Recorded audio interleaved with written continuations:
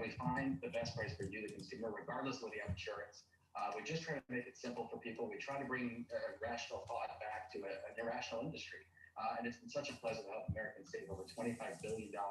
And yet now we're delivering drugs to their doorstep when they need it. We're providing telemedicine services that are going to leave the house during COVID. We're just trying to fill any gap we can fill. And, obviously healthcare pricing is irrational, and we're going to do what we can to fix it. Yeah, Doug, it's David. On that subject, and building on Jim's question of a moment ago, though, what are your expectations under a Biden administration in terms of how things are changed and how your business may be impacted or is going to need to change as a result? Sure. I mean, well, first we have a pandemic to resolve, right, which is, of course, crazy. And we're all sitting here on Zoom. And one of the interesting things about the pandemic has been it's really disrupted healthcare in so many ways. It's made every player in the system need to look at how they do business, right? So things like, for example, again, delivering meds to the house, seeing a doctor online, all these things are exploding. We want to be there to fill that gap. Any new administration that comes in, we've been working on this, we've been working on this for over a decade. We've seen lots of administrations come and go.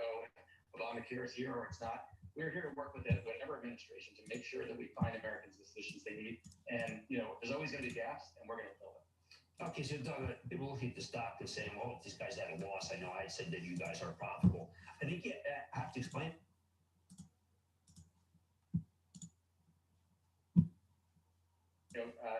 We're mostly really just investing at this point, to be honest. I am so excited, honestly, to fill in these gaps and to be the healthcare front door for consumers. I have all these incredible tools and products that we're rolling out to try to anticipate and engage with consumers, but even before they know they need the healthcare, to reach out to you and say, hey, it's time, for a doctor visit, or it's time to get that refill, that medication. So we're going to continue to invest to make sure that we can, cover the whole healthcare gamut, the prescriptions and the rest of care too.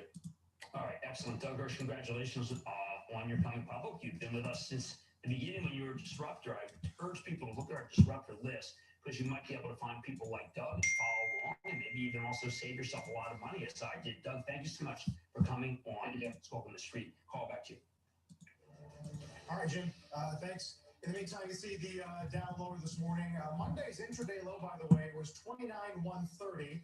Just about 70 points above that for the moment. We're back to 35.55 on the S&P. Don't go away.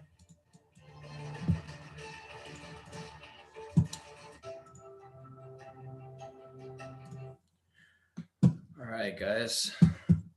Let me post this on our social media real quick, and then we can get started. It looks like we did get a US 30 signal, but it hasn't closed yet. So keep watching it. See, we got about 7 minutes left in this candle, so we'll see if it drops. If it drops further, it'll probably close with the actual signal, and then we can go ahead and take that.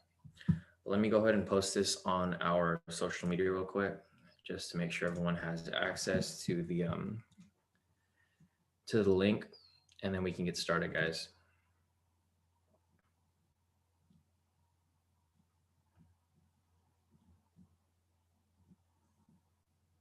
I'm gonna post this on here.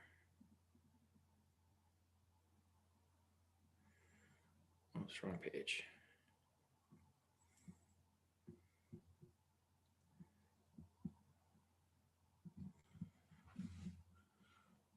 Let's see.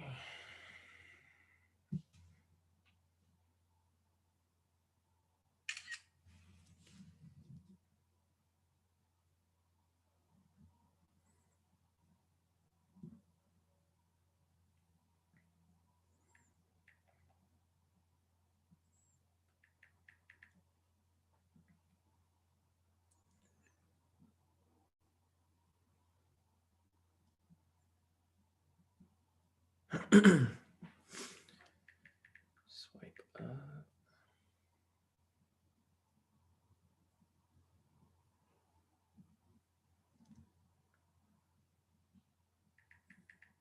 I feel like they change these swipe up buttons like every day. They're always totally different.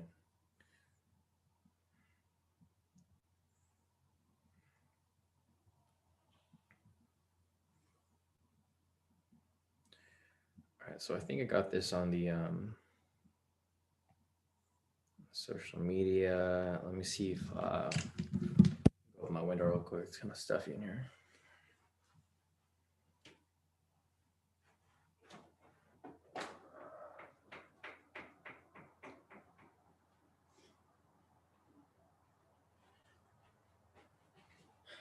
All right, guys. So let me pull up the video real quick.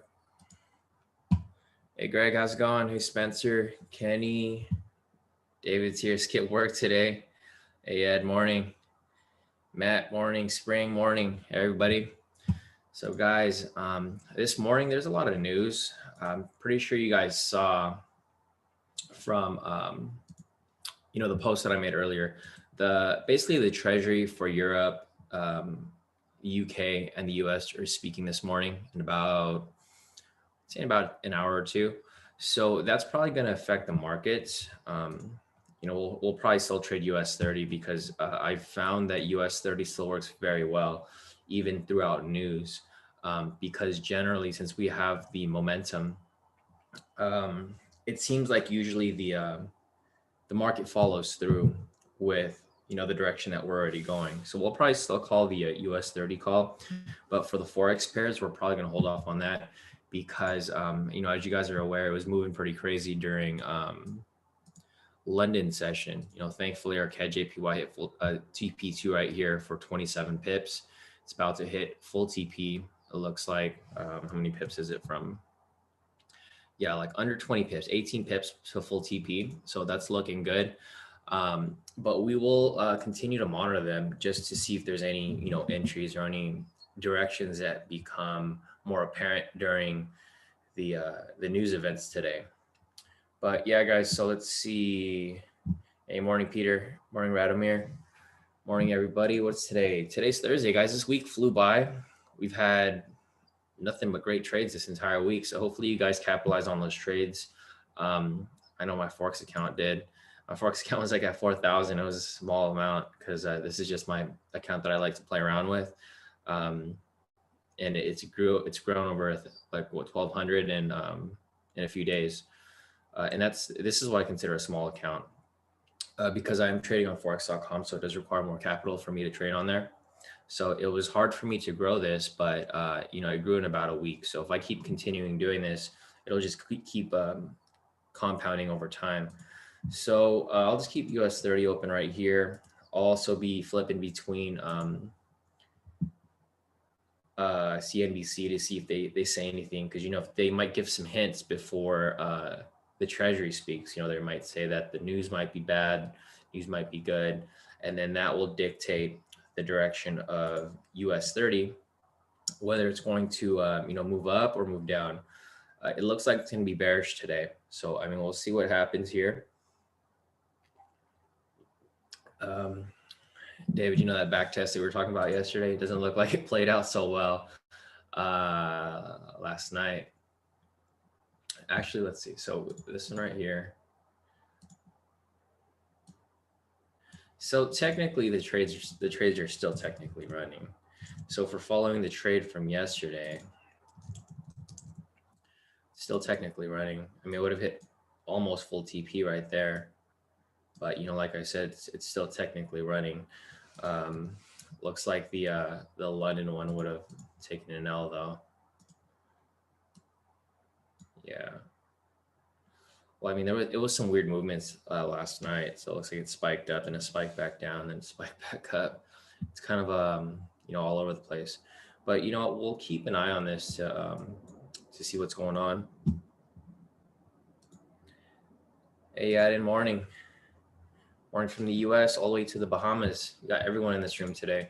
So let's keep looking out for this. If you guys have any questions, so if you guys are new here, basically during the the daily trading room and the daily training webinar, I usually go through the Forex pairs, but since there's news coming up in about 2 hours or less than 2 hours, we're going to keep away from the Forex market right now because the Treasury is speaking, so it could likely affect a majority of the Forex pairs.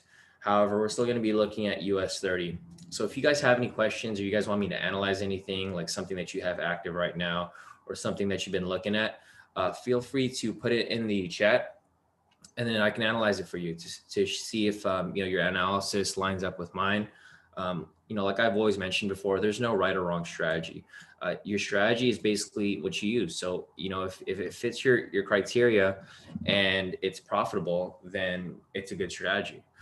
It doesn't have to win 100% of the time. As long as it wins more than 50% of the time and you stay consistent, you should still be profitable at the end of the month, the end of the year, even the end of the week, depending on how accurate your strategy is. Similar with the K2 strategies. You guys have seen the results. This whole week has been on fire. I don't think we've had any FX losses this entire week. It just goes to show, if you stay consistent and you're using a strategy with a high win rate, it should, anchor you over even during a slow week like we did, what was it, last week or the week before for elections.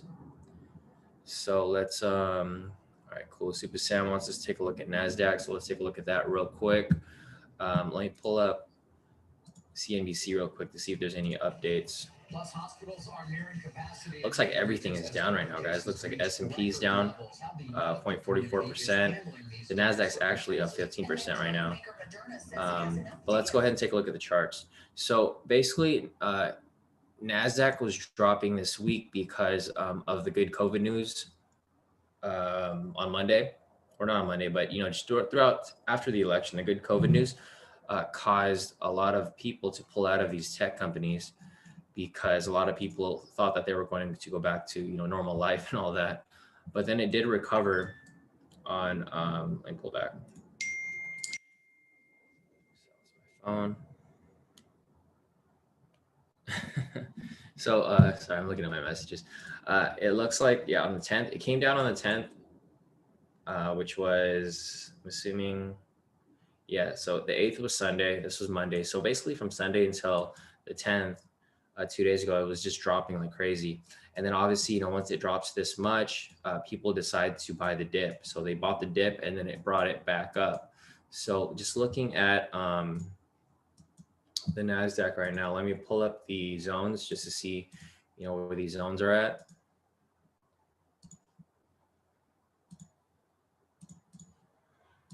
So we got a couple of zones right here. Let's make a big one right there.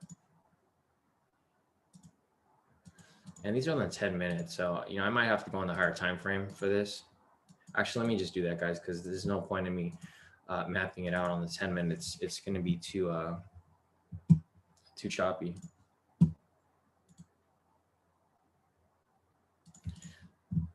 I'd go on the 4 hour, but I don't think anyone here trades indices on the 4 hour. So I think 30-minute is a decent sweet spot for us to draw these zones.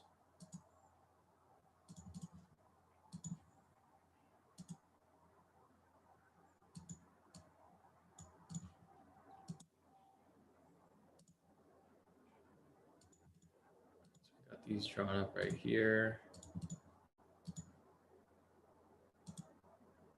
All right, zones are done. Let's run the momentum indicator. So we do have a bullish momentum, obviously you can see right here for NASDAQ. Basically, it was like I mentioned, so on Sunday, it hit a top right here, came down super heavy with the COVID news, and then people bought the dip from this point right here on the 10th. So on the 10th, 2 days ago in the morning, once the market opened, it just shot right back up. Currently, it looks like we have a sell momentum. So it looks like price is attempting to come down. However, it looks like if price is to break above maybe even this zone right here, because it's been attempting to break this zone right here. You can see it tested it 1, 2, 3, 4, 5, 6, 7 times. Once price breaks this zone right here, we're probably going to get a buy signal like we did right here. So same situation, price breaks the structure. We have a buy signal right there. So we would take a long position over here. And then it would have hit full TP right there, right? So same situation over here. There we go. It's exactly what I said. We have a buy signal forming right here because it's attempting to break this structure. Once this if price breaks this structure right here, then we could probably see a bullish movement and probably see it push up a little further up to there. However, this is a strong structure right here. So you can see it's attempted to break it. Like how many times? Same situation over here. It's broken it. Well, it's attempted 1, 2, 3, 4, 5, 6, 7, 8, 9, and then it came back down, and then it finally broke it, right? Same situation with the same pattern over here. It's literally just trying to break the structure, but as soon as it breaks it, it's probably going to shoot up even further. So I think the NASDAQ has a bullish bias right now because there is a lot of people buying the dip, like I mentioned, after this big drop right here. After this big drop, it seems like price is trying to correct back to where it was right here. You can see where it was consolidating right here. It broke upwards and then it came back down. So what's going to happen here? It looks like it's going to come up here. And then just like I mentioned, if it breaks right here and it shoots up, it will be in its normal territory where it was right here. So once it gets to up here, it might go sideways. And then, tomorrow's Friday, so the market's probably going to slow down from now until then. And once it does that, probably next Monday, it'll either, break above. It's probably going to break above because there's a lot of US states that are going back into some sort of temporary lockdown. I think New York has already started. San Diego is starting. Tomorrow, actually, on Friday, San Diego, which is close to me, they're closing down their gyms. They're becoming a purple tier or something. So they're closing a lot of their outdoor stuff, the restaurants, indoor seating, stuff like that. So it seems like COVID is, starting to have its toll again. So if that happens, we'll probably see this correct back upwards by next week. But like I mentioned, we'd have to wait for price to break this structure right here until there's some sort of confirmation. I wouldn't just buy here because you have a gut feeling that it's going to go up. There's no gut feeling in trading. It's either you're right or you're wrong. So I would wait for extra confirmation before you decide to, take this trade. Don't just take random trades because you think it's going to go up, because, the last thing you want is you enter this trade and then it ends up dumping, because this could exactly happen. If it doesn't break the structure, it's already tested it 1, 2, 3, 4, 5, 6, 7 times right here. It can dump from here, come back, and then it could probably recover from this point. See what I mean? So there's a lot of scenarios here where I wouldn't just enter this trade just because you feel like it's going to go up, because you could do the exact opposite, because if you're impatient and you're not patient with your entries, you could end up getting in a little too early and then end up getting stopped out. So that's it for NASDAQ right there. Like I mentioned, there's a lot of different factors that are playing out in the market today. Not today, but I mean, just in general with COVID and then the elections being over, technically, and just a lot of other things that are happening around the world. So I would hold off on this, be careful and wait for it to, break a K2SR structure before making that decision to take a trade. But let's go back to US 30. Just want to check on it real quick. So we got a buy signal on the 30. Let's see. Yeah, it looked like it was coming down because we were looking at CNBC over here. Let me check this out real quick. The vaccines are all dropping right here. Pfizer, Merck, Gillette, Regeneration, Johnson & Johnson. S&P is dropping as well. NASDAQ's still up. See what the Dow's down too. Policy uncertainty should fall in any case. If the Republicans retain control, then the probability of a lot of new legislation probably less. Therefore, you have. All right, cool. So looking at CNBC, they're pretty on point with their stuff. So it looks like price is going to reject off here. That's what it looks like. Price is going to reject off here. We'll eventually get a sell signal. Once we get a sell signal, it's probably going to drop further. So it looks like it's going to be a bearish day for US 30 today. But I mean, we'll see. And we're not going to take any entries until we get a signal. But we also have the Fed speaking in about an hour from now, so it's going to be a little risky. So let me keep going over to the questions over here. So Super Sam, we look at NASDAQ. Let me know if there's anything specific you want me to drill on for NASDAQ. I kind of went over it already for a general overview as to where I see it going, and the precautions that you should be taking before entering a trade with NAS 100. So you then wants us to take a look at GU and EU. So let me pull up GU and EU real quick.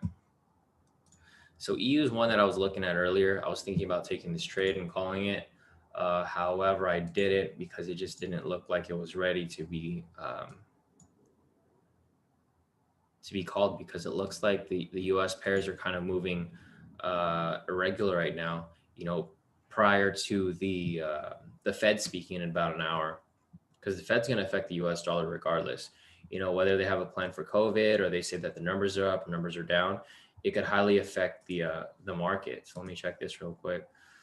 Yeah, they don't even say what they're talking about, but I already know they're going to talk about COVID. They're going to talk about the new presidency. They're going to talk about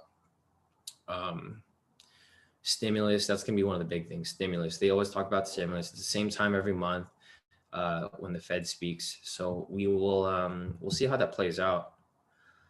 I really don't know how it's going to play out. You know, I don't think anyone knows how it's going to play out because we do have a new president. They're going to be talking about, you know, new policies that are going to be implemented, stuff like that, or, you know, stuff in mind. So if that happens, you know, this can literally spike up or down. But let's go ahead and take a look at it anyways.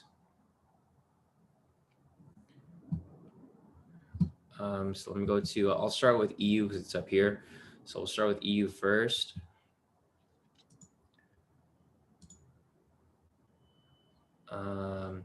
Yeah, Radomir. Radomir is asking, what is the name of NAS 100 on Meta 4? So I'm not familiar with, I mean, I think it depends on your broker. For me, it's NAS 100. But Peter mentioned that it's ND 100. So depending on your broker, they call it something else, but it's pretty much the same thing. It's kind of similar with US 30. Sometimes it's called DJ 30. Sometimes it's called WS 30. Sometimes it's called Dow 30. It just really depends on your broker. Spencer said, if we get a sell before Powell speaks, would you take it and move your stop loss and profit once you can? Possibly, yeah. That's probably what I would be doing. But we'll see if that plays out. Hopefully it does. US Tech. Okay, so Radomir said that NASDAQ is called US Tech on his. Yeah, I've seen that before too. I think it just depends on your broker. But yeah, let's go back to EU right here. I'm gonna look over this for Yadin. So EU right here, like I mentioned earlier, this is going to be affected with the Fed when they speak, because the thing is, it's not just the US Fed that's speaking, it's the Treasury for Europe and the Treasury for the pound. So I'm not sure if you're already in this trade, Yadin, but if you're not, I wouldn't enter it just yet, because after they speak, they can say something that will likely cause a huge spike up or a huge spike down. Last thing you want to do is be on the wrong side of the market.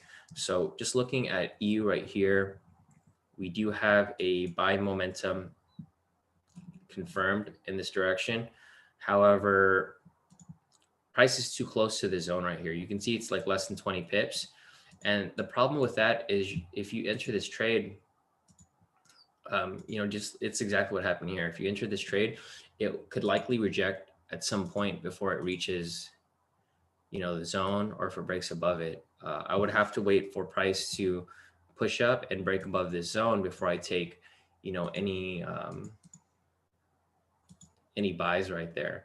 Same situation right here with the sell. We had a sell signal, but it didn't break below the zone, right? It just rejected right off it.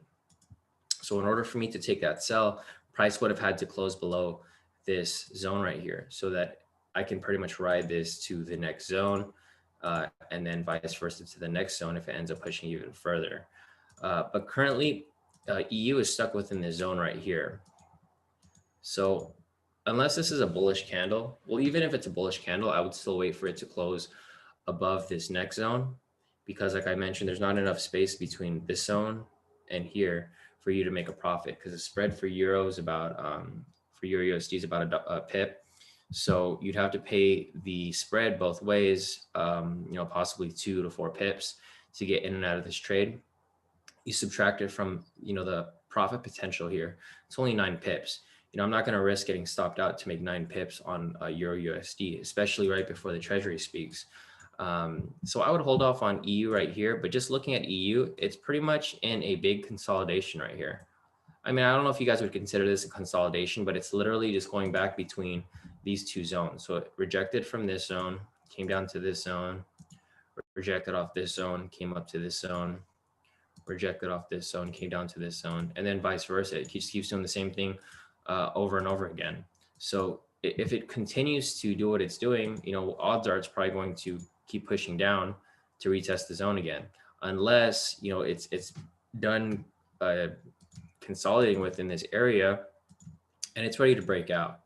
So if it's ready to break out, you know, that'll give you a hint as to the direction of price. So if price doesn't end up coming back down from here and it ends up shooting way up here, then you can anticipate that price is likely to shoot up higher. Let me see if I can pull up the data. Yeah, so if you look right here, price has literally just been, if I take off the momentum indicator, it's literally just been going back and forth within this two zones, like this zone right here and this zone over here. You know, once price tests an area up here again, because if you guys are familiar with the K2SRs, these zones are only created if price tests the same exact price point more than 2 or 3 times. So this price point up here, which is, I guess, 1.18810, or, you know, to be exact, 1.18807, the same exact price point was tested, you know, 2 or 3 times in the past. And that's why the zone was created, because the algorithm only detects when price like tests the same exact price point. And, you know, generally, if you have that strong price point right there, it'll become a strong structure. So same situation over here. We have no structure up here just yet. Let me see if I could find one on the higher time frames.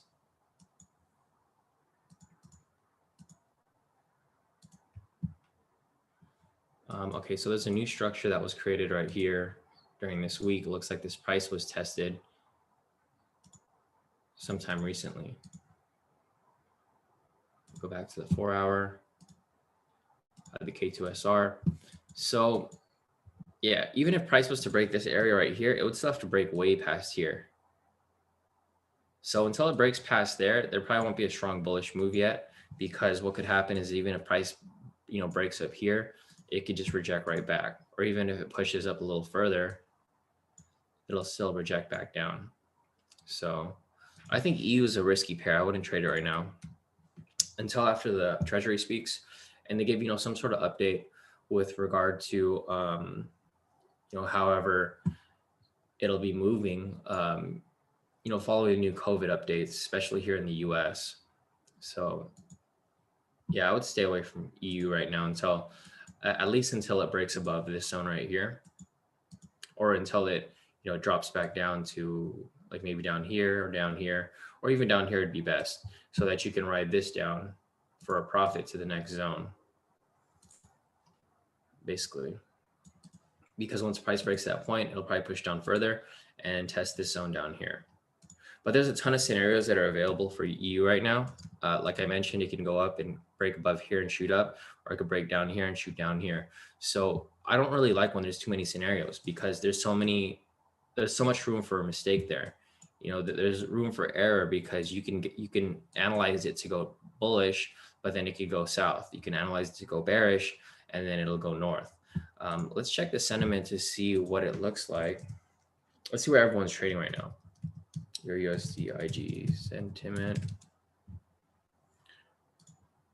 because we can see what people are anticipating. So there's 64% of people are short on EU. So what I would do is I would trade against them. I would want to trade where everybody's trading, because obviously the banks aren't going to trade in the same direction as everyone.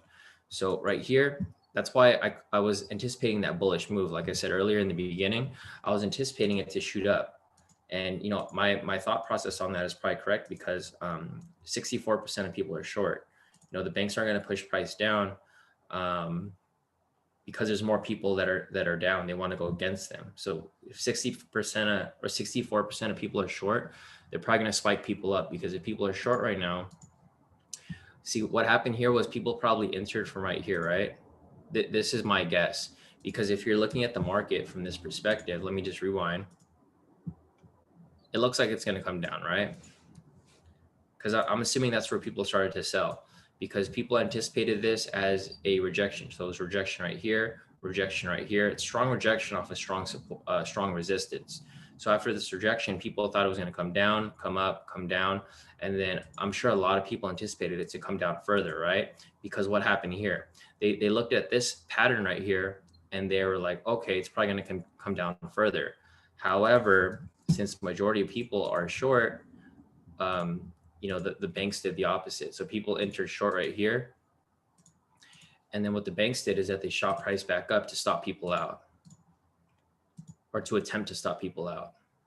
See, like, check that out. I didn't even know that this was going to spike up like that, but I set up the entry right there, and they hit the stop loss, and then now they're going to drop it again, so that people will think that it's going to drop. But as soon as people enter more shorts, because there's so many people shorting right now, they're going to spike price right back up and stop everyone out again. So that's why I wouldn't recommend taking US 30. And even if you were trading against them, this just looks like an area of manipulation right here, because you're probably just going to keep spiking it up and down to stop everyone out on both sides before they determine a direction, either down or up. And especially with the Fed news coming up, it's going to affect the market because it's high impact Euro news and high impact USD news. So they can literally spike price up and down super quickly. And then they'll blame the news or the Fed. They'll just be like, oh, it was there was news, it was high impact news. So obviously, anything can happen in the market. So I would be careful with Euro USD right now, especially with the sentiment being like this, and with the Fed news coming up shortly. Let me take a look at GU. It's probably going to be the same thing. Actually, GU looks a lot smoother. See, this is what I was saying earlier, guys. See, I was saying it was going to close above here, right? See if we got that buy signal. Oh, the buy signal did close right there, or it was already active. So I think it's going to push up because there's too many people short right now. So obviously, they're going to push price in the opposite direction to stop people out. Look, check this out, guys. I probably see it pushing up to this area right here because a lot of people see this as a resistance point. So they're probably going to spike price up to here before they drop it back down, because they're going to spike it up right here, stop everyone out, and then take their money and then let the trade run. So let's go to GU real quick. Guys, I'm putting my chair down. Tired of standing.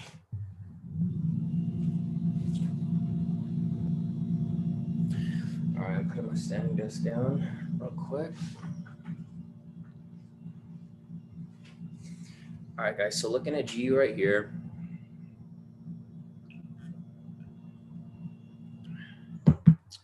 Looking at GU over here, let me close this. Right here, we have a sell bias. And the reason why we have a sell bias is because the last signal was a sell momentum signal. So for GU right here, I see GU, if it breaks below the zone right here, see how price is trying to push below it. If price closes below the zone, then I would take a short position right here. Put my stop loss at the previous swing, which would be somewhere around there, about 90 pips. And then pretty much write that down. I'd probably move my stop loss once it reaches this zone right here, because if you guys are familiar with how the zones work, once price reaches these zones, it generally either rejects off it or breaks below it and continues down. But obviously you want to be safe. So once price reaches, it gets closer to this area, I would move my stop loss very close, so that if price was to reject off it, I would get closed out in profit right there. But again, like I mentioned earlier, there is the treasury for both Europe and the UK and the US is they're speaking in like about an hour. Right here at 8:45 a.m. It's 7:24 a.m. my time. So I wouldn't enter these trades right now because there is a ton of uncertainty in the market, and price might spike in either direction, down or up, depending on what their treasury is going to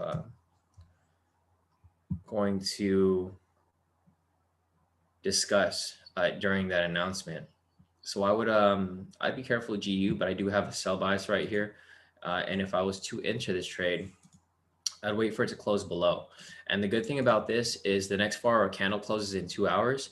So by the time that this closes, if it does close below here, it will be after the Fed or the Treasury from both countries or all three countries are all done speaking. So I would hang tight on GU for a bit until we have some sort of confirmation there. Let's see. Let me go over to Kiki said, when I check your recommended broker,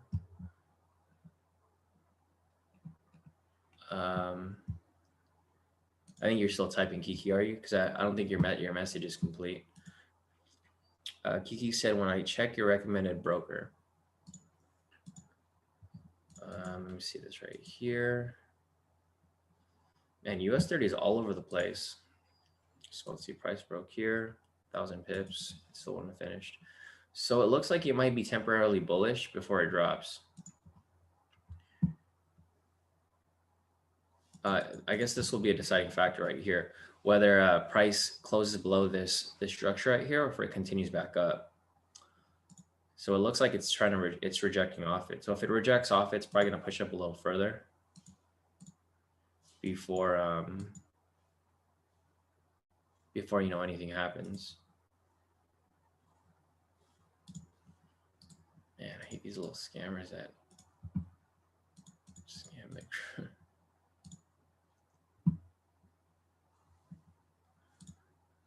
All right, cool. So let's check this out. Let me go back to CNBC. I'm gonna see what they're saying because there's probably some conflicting news that's causing it to spike around like that. Oh, it's on the commercial break right now.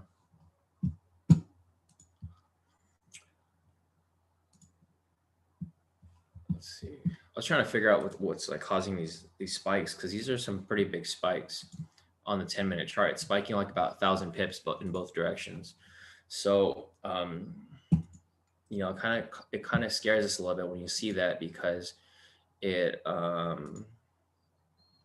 doesn't have a proper direction.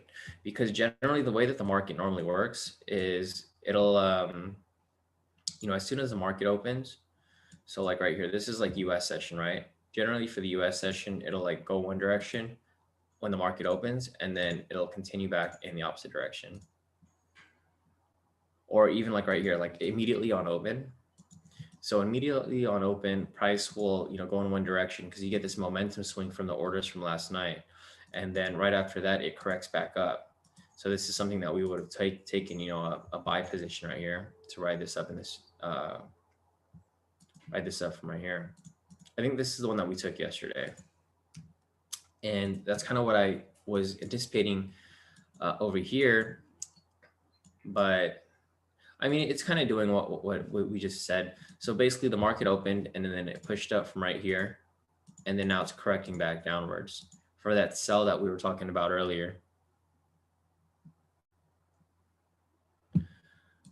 Let's see, we got a question from Velocity. Velocity said, so looking at my zones and your zones for KJPY, they look different. You're doing zones on the 4-hour, correct?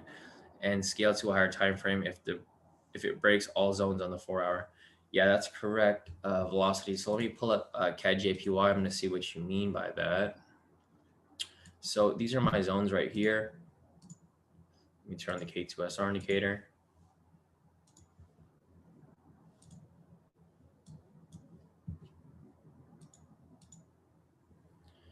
Yeah, so this is a new zone right here. This was just update these zones here.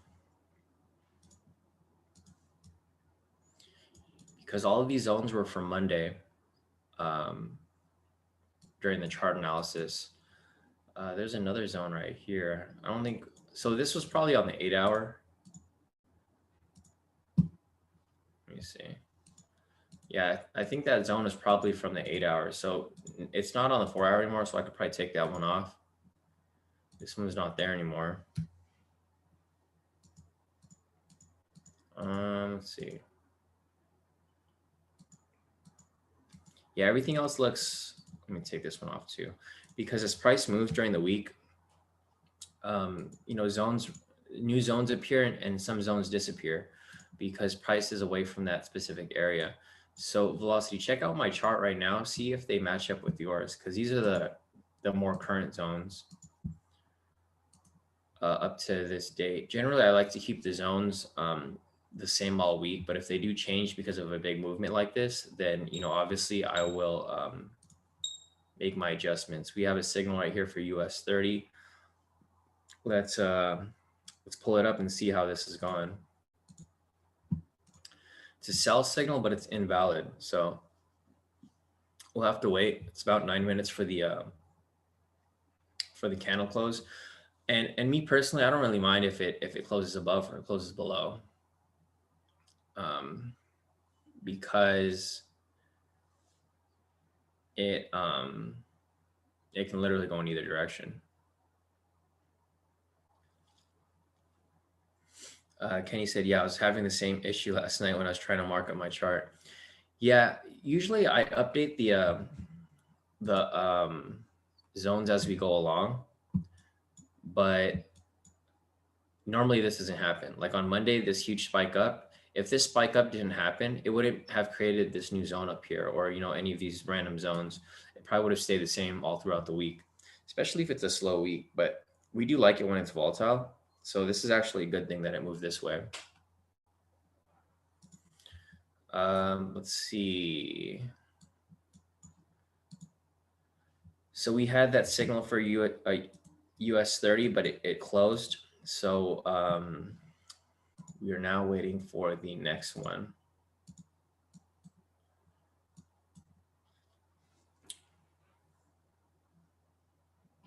And these markups on this chart right here, if you guys are wondering, this is just part of a new US 30 strategy that I've been working on.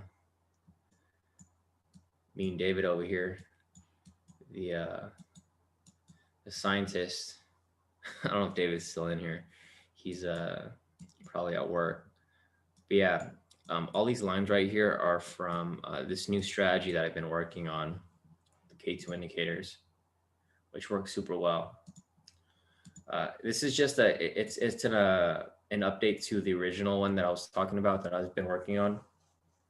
But yeah, I'm not going to be sharing it with you guys for a bit until I fix all the kinks, or I might even just use this for myself because it's super profitable. So it might be best for us to just keep it to ourselves meanwhile. And then once you make a fortune off the strategy, then we can share it with you guys. But we'll see about that. So I'm going to move this to another chart so that we don't get mixed up, because this chart's super messy because I've been working on it. You can see right here, I changed the chart name because I have been working on it all week. So let's see, I'm going to pull this back up. All right, so here we go. We have a cleaner chart right here. So you guys are all confused with, what's going on the chart. It's a practice chart. Top secret, yeah. David's got the top secret clearance. So he's the only one that could know about it right now. We'll see how this plays out. But yeah, I have US 30 open right here. We'll see how this plays out. Let me just draw some lines across the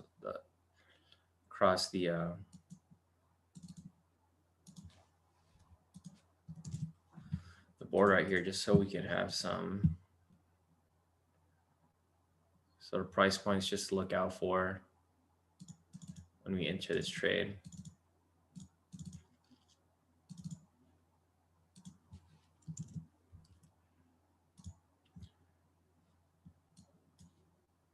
All right. I think everything here is good. Yeah, everything looks good. So if you guys are familiar with what I was talking about yesterday, so basically, with the RSI, this is just an extra confirmation that we use just to determine where the oversold and overbought is. But if you haven't heard my rant on people using RSI for Forex or other specific pairs that are, where the indicator is meant for stocks or limited commodities, this only works on certain assets. So I don't recommend using this on Forex. But it is good to use on certain assets like US 30, gold, stocks, stuff of that similarity.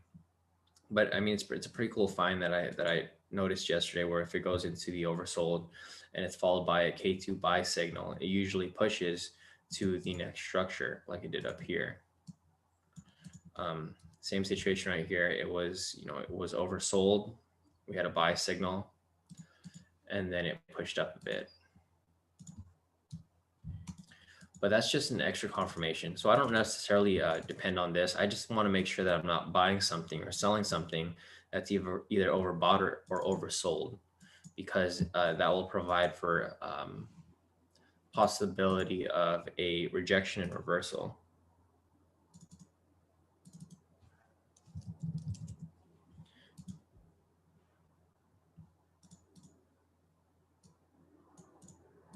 So I'm still waiting for the sell signal here to reappear. It hasn't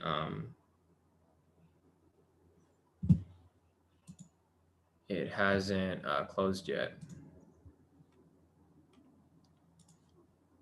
Here, let's see. So while we wait for this, I'm just going to respond to these messages. Had a bunch of messages in my DM from last night. I haven't been able to get through them. So I'm gonna run a CNBC while we For everything. I will tell you one of while we wait. most meaningful letters I received was in early August, where I got a letter from somebody who said, So the S&P looks like it's down 33%. The Dow is down 55%. I think the Nasdaq still up slightly. So it might, yeah, Nasdaq's still up right there. Breast cancer, but caught early, and we need to make sure we don't miss and have bad outcomes. So since we got a slow morning, I'm gonna go get me a Pop-Tart real quick, guys. Yeah, go ahead. On North Dakota's situation yesterday, and it wasn't just about delaying elective surgeries there, but in some cases they argued they're having to let nurses who are positive but asymptomatic continue to work.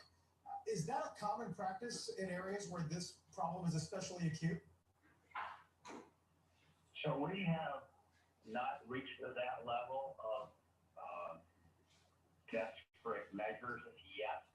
Hopefully we won't get there. When I mentioned that we're all on our own, there is no surplus staff to deploy to other hospitals to help each other out.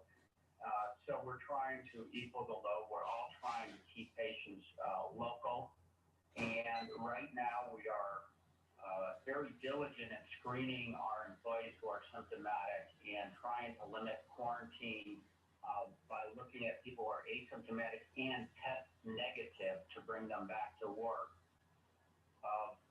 But we are short of staff all times, either because they have COVID or because they have some other illness, and we just need to rule out COVID before we bring them back to work.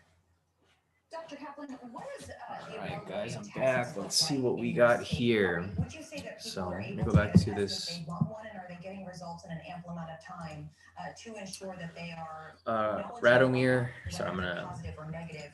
So now mute just this let real that quick. Radomir is asking, do K2 indicators work with commodities and Forex? Yes, the K2 indicators work on all assets. The K2 indicators are based on momentum. So as long as there's volatility in the market, then you can apply it, and it works perfectly fine. Ed said you should try one protein bar.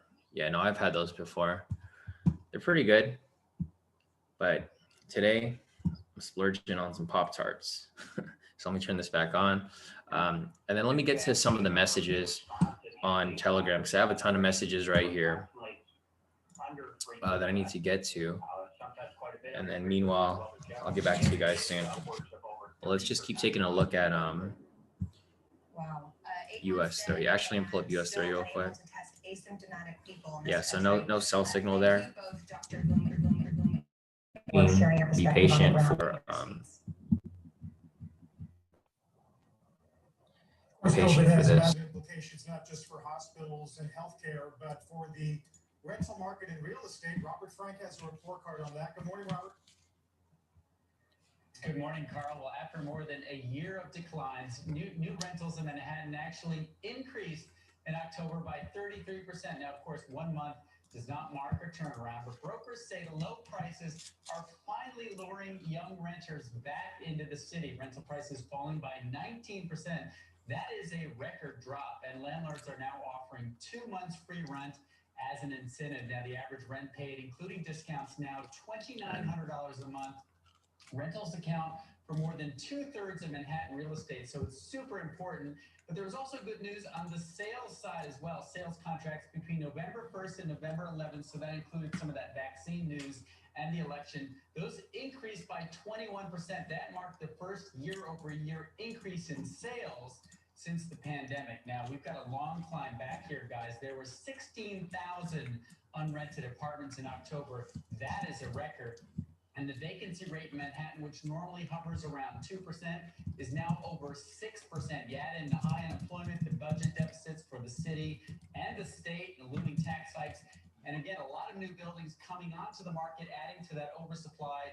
and buyers are going to remain cautious, and they have a lot of choice. Take a look at this 2,000 square foot, 3-bedroom apartment in the financial district. It had been listed for $14,000 a month, now down to $10,000 a month. So that's over 20% price cut. But guys, there are 25 other apartments for rent in the same building. So Leslie, as you and I see walking around this city, there's still a lot of empty buildings, empty commercial space, and empty storefronts. Going to be a long road back for New York. And a lot of moving trucks. That's right. Thank you, Robert, for that. While some are looking for Manhattan rentals, others are looking to buy a second home. Diana Olick explains. Yeah, Leslie, in the new work and school from anywhere culture, it should come as no surprise at all that people are choosing to do that from the spots where they generally vacation. Sales of vacation homes are soaring, and we have a look at the hottest right, Kenny? 14K a month for an apartment. That's crazy. Comes in at the top of the list with sales up 80% through the third quarter of this year compared with a year ago. Then the area around Bend, Oregon, the Jersey Shore, Cape Cod. Cost of that rent is that K2 money. Sales up in some of those one day. 50%. The transplants are generally coming from San Francisco, New York City, and Boston. And regardless of where people are now buying, they're buying big. Sales of multi-generational homes, that's homes that often have second kitchens and second entrances. They jumped to 15% of all sales so far during the pandemic. That's up from 11% pre-COVID. Can you say got to be in K2 to afford that then? The National Association of Realtors. And between vacation homes and larger homes, no surprise at all, people are paying much more. The average sale price about $70,000 higher during the pandemic. And believe it or not, 5% of all buyers are buying these homes having never seen them in person. David? Yeah, that's amazing. Dinah, thank you. We're keeping our eyes as well on shares of Snap today. Why not? Look at that, up over 7%. Deutsche Bank maintained its buy rating on the stock, but also raised its price target to 48. Despite today's gain, Snap is still down more than 9% for the week. A lot more squawk in the street right after this.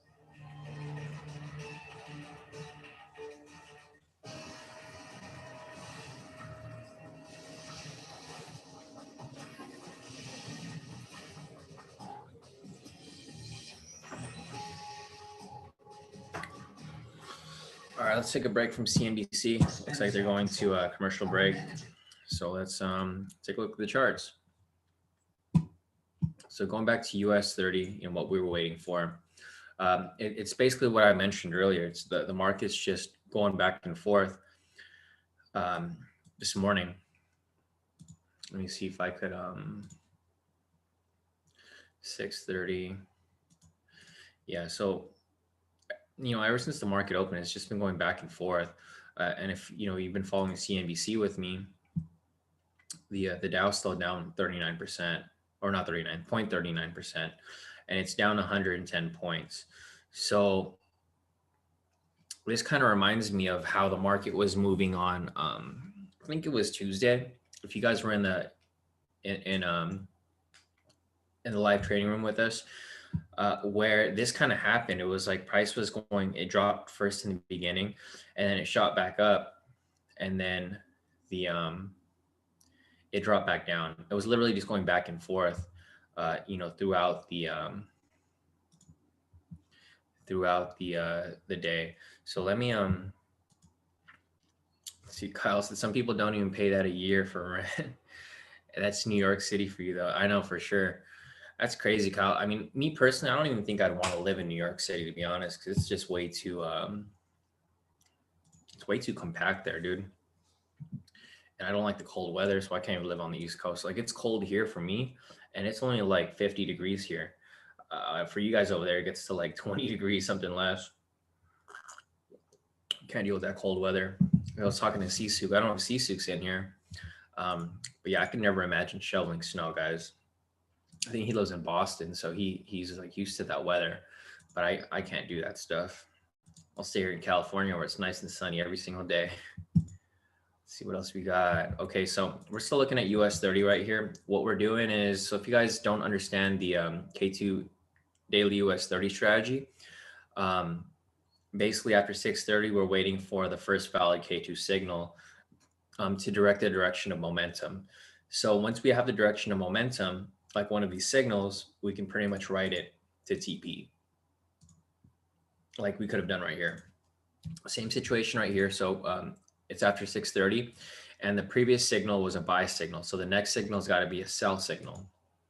So that's basically what I'm waiting for right now. Let's see what the sentiment looks like right now too. Let's see. US 30 IG sentiment.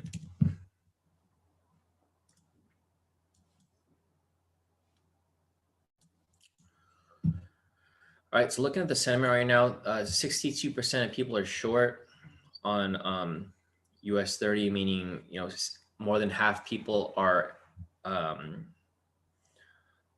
betting that price is going to come down. So that could be so, or it could just keep shooting up. So this is like a strong tool that you guys can use to determine where you should be trading. Because like I've always mentioned, like in every webinar that we have, you should generally not be trading with the majority of people.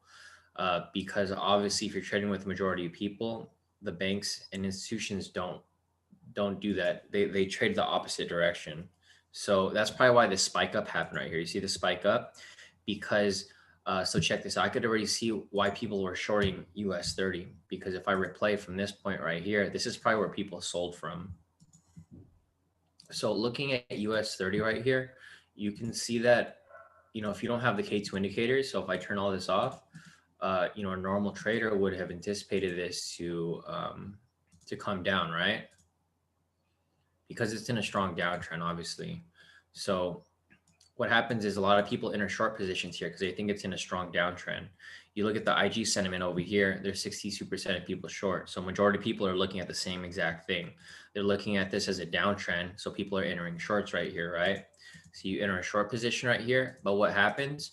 The big banks and institutions don't trade in the direction of majority of people because they don't make money that way. They make money in stopping all these people out.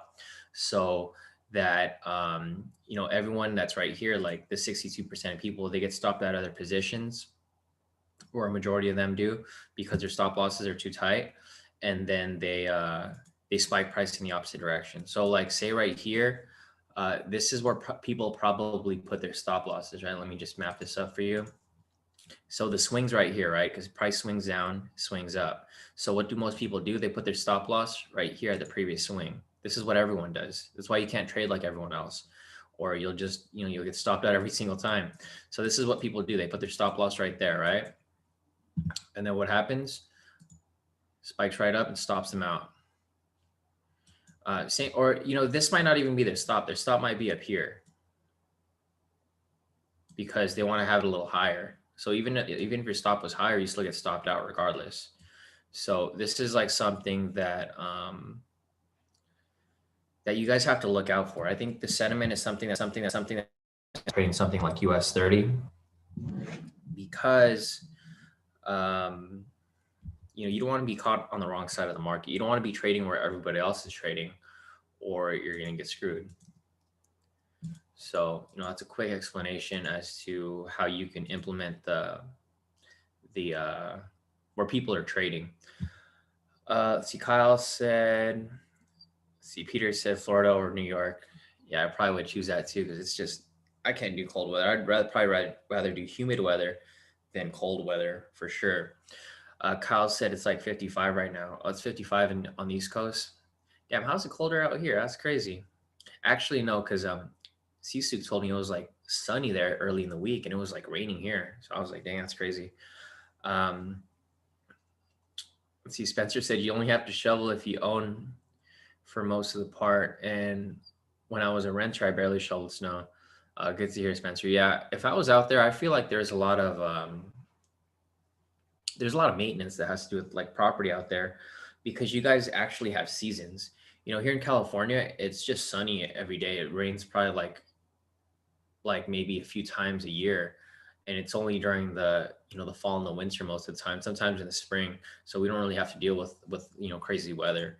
So yeah, if I was to live on the East Coast, it'd probably be temporary, and it'd probably be somewhere where it's not that cold.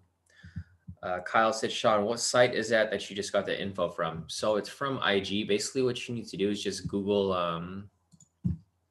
So you just go on Google and then type in US 30 IG sentiment, or if you want to look at like Euro USD, you could type that in too, or anything really, like any pair that you want to look at. So if you want to look at NASDAQ 100, just type it in, and then you get that right there. It shows that 54% of people are long. So when people are in the 50% range, that's generally an okay range. If it goes up to like 60, 65, up to 70, then that's like, it's kind of pushing it, because there's so many people in that specific range where you don't want to be trading with them, because they're all going to get stopped out. You know, majority of people don't do well in trading because they all trade the same. You can't trade like everyone else to be successful in trading long term. And you know, these are just like key little things to look at, because so like right here, a bunch of people are short, right? And the thing with us is that we were looking for a short position. So, you know, maybe we'll be looking for a buy position now because of that, because you can see right here. So you saw that low right here for where the sentiment started growing to like 60%. If you saw that low right there, and then you saw this buy signal right here, you could have taken that buy signal and made a profit off that. And the thing with this is it's probably going to keep pushing up. Like, just being realistic with you guys, it's probably going to keep pushing up, because that move hasn't finished yet. So say if you were to enter this move right here, previous swing for about 123, yeah, the entire move hasn't finished yet. But who knows? Like, even with this right here, this is what I might see happening right here, because since there's a lot of people that are short right now, like I mentioned, 63%, and say if people entered a short position like right here, right, like I was talking about earlier, and their stop loss is up here, right, because they want to put it at the previous swing, price might push up to maybe this area right here before it drops. So you can see it's getting close to it. People probably put their stop loss a little higher, or like somewhere like right at the tip of it. So if you look at it from this perspective, you know, what I see happening here, let me just turn off the K2 indicator. Since there's a lot of people that are short, what they're going to do is they're probably going to spike price up a little bit like that, stop everybody out. So all these people here that have a short position, they get stopped out. And then what happens from there, they're going to drop it all the way down, because I'm sure you guys have had that happen to you, where price goes up and it tips your stop loss, and then you get stopped out, and then it shoots straight to TP. It happens every single time. And that's why you have to analyze this from both perspectives. You have to think of the market as how, you know, how are the banks looking at the market? How are the institutions looking at the market? Don't look at it as a retail trader, or don't look at it as a trader in general. Just, you know, look at all different scenarios to see what could happen, because I could guarantee a lot of people got stopped out right here. Because like I mentioned, you know, if you're looking at this from a normal perspective right here, just check that out. People would have thought that it's going to continue down, or not even there. So right there. So looking at it from this perspective, everyone would have thought that it was coming down, right? If I rewind this to here, you know, if you're a normal price action trader, this is what you would see, right? You would expect it to come down further. But it did the complete opposite. Because you can't trade like how everyone else is trading, or you're just gonna get eaten alive, guys. And that's kind of what makes K2 a little different, you know, because we look at things from different perspectives. We don't just trade like how everyone else is trading. We don't even trade like how anyone else is trading in general, because we use K2, which is totally different from how everyone else trades. Everyone trades, you know, basic price action. For us, we trade momentum. So that's why we have a bit of an edge in the market. And that's why our results are like pretty, you know, accurate compared to like other groups. But okay, so I think that's it for now with US 30. We're just going to be waiting for that signal. So I'm gonna let it keep pushing up a little bit. It's probably gonna, so this is, like I mentioned earlier, this is probably what's gonna happen, right? There's a lot of people that are short right now. So what's gonna happen is they're gonna stop everyone out. Price is gonna get spiked up here. And then after that happens, it's gonna come crashing down. So when it comes crashing down, we're going to be ready for that, because we're gonna be waiting for that sell signal, once we get a sell signal like we did right here, we could, we could hop into this trade. But I mean, yeah, for time being, this is probably what we're just gonna have to wait for until it actually plays out. And like I always mentioned to you guys, trading is a game of patience. You don't have to you don't trade all the time and like at every second. Sometimes you just have to be patient and wait for that good trade to actually appear for you. Let me see. We got a couple questions here. Let's see. We got Super Sam's asking, can we look at SPX? So let me look at SPX right now. The S&P. So looking at the S&P right here, let's go ahead and check the sentiment for this as well.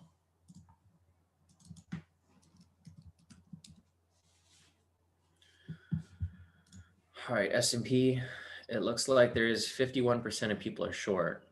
So it's like right down the middle. For S&P, this could literally go either way.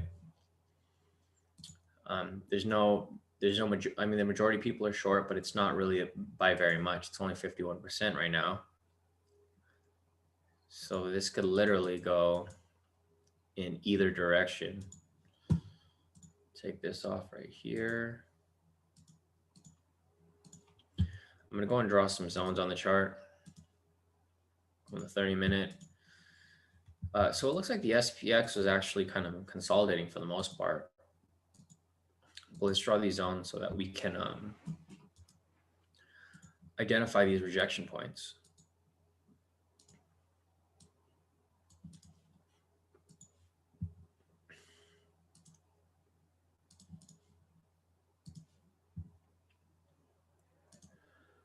I'll probably make this one big one.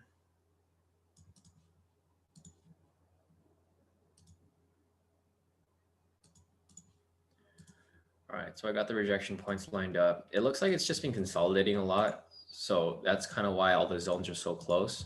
But you can see that the zones are still pretty accurate. So price comes from this point, drops, consolidates, drops, rejects, comes up, rejects, and literally just bounces and consolidates this way until it breaks above. Rejects off this point, doesn't have any luck trying to break this. So it has a triple top right here, 1, 2, 3. After that triple top, it drops down right here, rejects off this K2SR zone, rejects off here, and then now it's back into consolidation. So until it breaks above here, we're probably not going to see any bullish moves. Vice versa, until it breaks down below here or down here, we're probably not going to see any bearish moves as well. It's probably just going to go sideways until it confirms a direction. So we could go ahead and drop this down to the lower time frame just to see if we see anything here. But like I mapped out for you guys on the 30-minute, it's literally just bouncing from zone to zone right now. There's no clear direction for S&P. So you can see it's a little more detailed here. So price comes from here, comes down, consolidates, goes up and down, drops from here, goes up, consolidates for a pretty long time, shoots up here. So it's basically just been moving from consolidation zones. It comes down from here, comes up, finds a consolidation zone down this middle right here, right? Shoots up from here, consolidates again, shoots down right here, and then it's pretty much back into consolidation until it either breaks above this area or breaks below here. So we would have to wait for S&P to break above here. This wouldn't even be safe. I'd wait for it to break above here, or wait for it to break down here so that it can confirm, some sort of direction. Because right now it's just going sideways. If I zoom out from here, you can see it's pretty clear that it's literally just going sideways. So looking at S&P right here, let me look at the, I already looked at the sentiment. See, the thing when it's 50%, when it's right down the middle, this gives even more confirmation that S&P is just consolidating. It's just consolidating sideways. So there's really no direction for it right now. So before you decide to take any S&P trades, I'd wait for it to break above or break below, because the last thing you want to do is hold on to S&P while it's consolidating. Unless you're scalping, you can do that too. But obviously, you would have to know what you're doing if you're going to be scalping this, because it moves super fast. You know, you could enter probably like say if you try to enter a buy position right here, and then you catch that up there, and then you just pretty much just ride this between the zones right here. Like you can scalp it that way, but you would need something to give you that extra confirmation that it's going to move in that direction. But yeah, just looking at S&P right here, it's just going sideways. So I personally wouldn't trade S&P. What I see happening right now is a lot of people are just pulling out of the market because the Fed is speaking in about less than an hour, in like what, 45 minutes? Yeah, 8:45, the Fed's speaking. So this is going to be the US Treasury, the same with the Treasury for Europe and the Treasury for the UK. So until then, you know, probably like in the next 40 minutes, we'll probably see a spike up or spike down, probably shoot up or shoot down. And then from that point, we'll know exactly, you know, the direction of price. But currently it just doesn't look like there's nothing really to take right now. Seems like a lot of people are just pulling out of the market currently. So let me just, I'm going to mark up this little high right here, just so that I can see how price moves. Because check this out, if we're looking at this right here, and then we have a sell signal show up, then I can anticipate this to drop even further, because it's already been tested this area, you know, like 1, 2, 3. And then if we have a sell signal like we did right here, check out this sell signal. Get a sell signal like that. It would have hit full TP right there, right? So that's what I'm waiting for right here. But yeah, we'll just have to be patient, because with the news coming up, it's going to be a mixed bag. You know, some people are going to be sitting out of the market like we are right now, or some people are just trying to take a gamble and entering trades before there's like any confirmation, really. Let's go back to CNBC real quick. See if they said anything new. Also got to think about that supposed deadline for TikTok to do a deal in the U.S. Down lower for the secondary assets and shift the structure of its business, Julia. But I don't know if the president is so interested in shutting down TikTok anymore. Fair to say his attention is elsewhere. That's right, John. Today was the day when the president said there needed to be a deal done to divest those China's ByteDance's and TikTok assets that are operating here in the U.S. But, John, that deal has not been approved by the Chinese government yet, so it's really unclear where things stand. But one thing is for sure, TikTok has definitely gotten the attention of Instagram.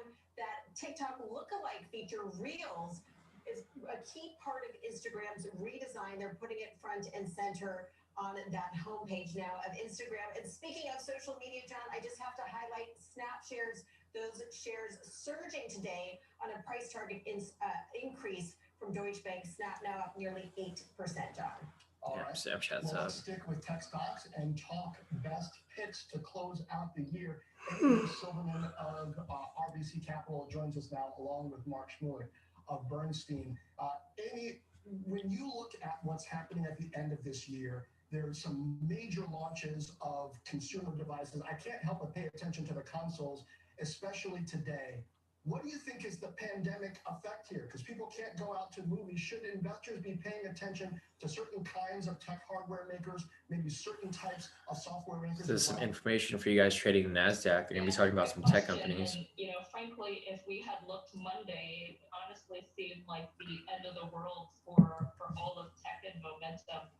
And then here we are again. So, you know, quite honestly, I think it's going to be this slog back and forth between these work from home days working and not working. In terms of what we see in the Apple's up, Microsoft's up, Alphabet, Facebook, Amazon. Looks like everything's up for NASDAQ. So it looks like it's going to be pushing bullish for the day. People who are positioning in options for tech right now, they are not nearly as positive going into year end as they were back in August. And a heavy component of that was actually retail. Andrew said, I'm a tattoo. I got rich off K2 on my lower back. Yeah, that tramp stamp, K2 stamp. They are not there right now. All right, so let me go back to the charts real quick. I'm just gonna go and look over the the FX pairs. Some people are asking about that right now. So yeah, US30 is still pushing up, like I mentioned. I think it's probably going to push up above here to stop everyone out. Because like I mentioned, the sentiment indicates that majority of people are short. So obviously price isn't going to go in that direction. You want to trade again. You want to trade, opposite of what they're trading, because you're going to get screwed. Yeah, right here, 63% right there. And it's still pushing up. So until we get that sell signal, then, I'm probably not going to even bother looking at US30. But we also have the news coming up. So I'm going to go down the FX pairs real quick. Just go through these for the people that are not, as interested in US30. I know not everyone here is 100% on US30, but it seems like what majority of people like. So this would have been an entry here. I was going to call this as a late entry, but it was just too close to this next zone. It's only like 25 pips. So I don't think it was really worth taking because, nobody's going to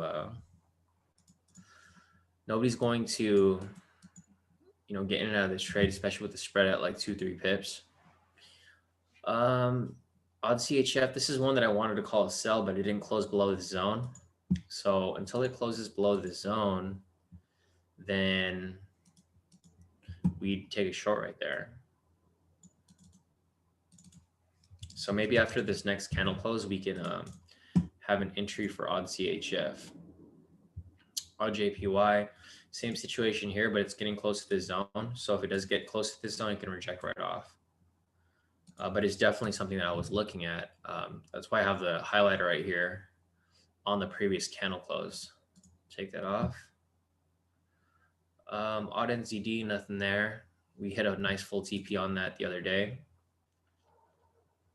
Odd USD, nothing there. CAD CHF, nothing there.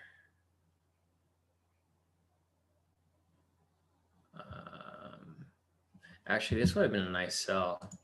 Wait, did we? I think, no, we didn't call that. We had CAD JPY. I should have called this trade right here last night.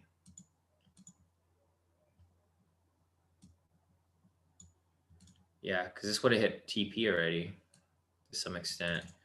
40 pips probably. Yeah, this would have been a great trade. I'm not sure why I didn't call it last night. I think there was something going on last night which stopped me from wanting to call it. This is our CAD JPY. It's still active. Hit TP2. It's currently retracing back right now, but I think it's going to come back down. CHF JPY. I didn't call this because it was a super iffy pair. The problem with this pair compared to the other JPY pairs is that these are both safe haven currencies, so they conflict sometimes. And that's why I didn't want to call this, because it just wouldn't,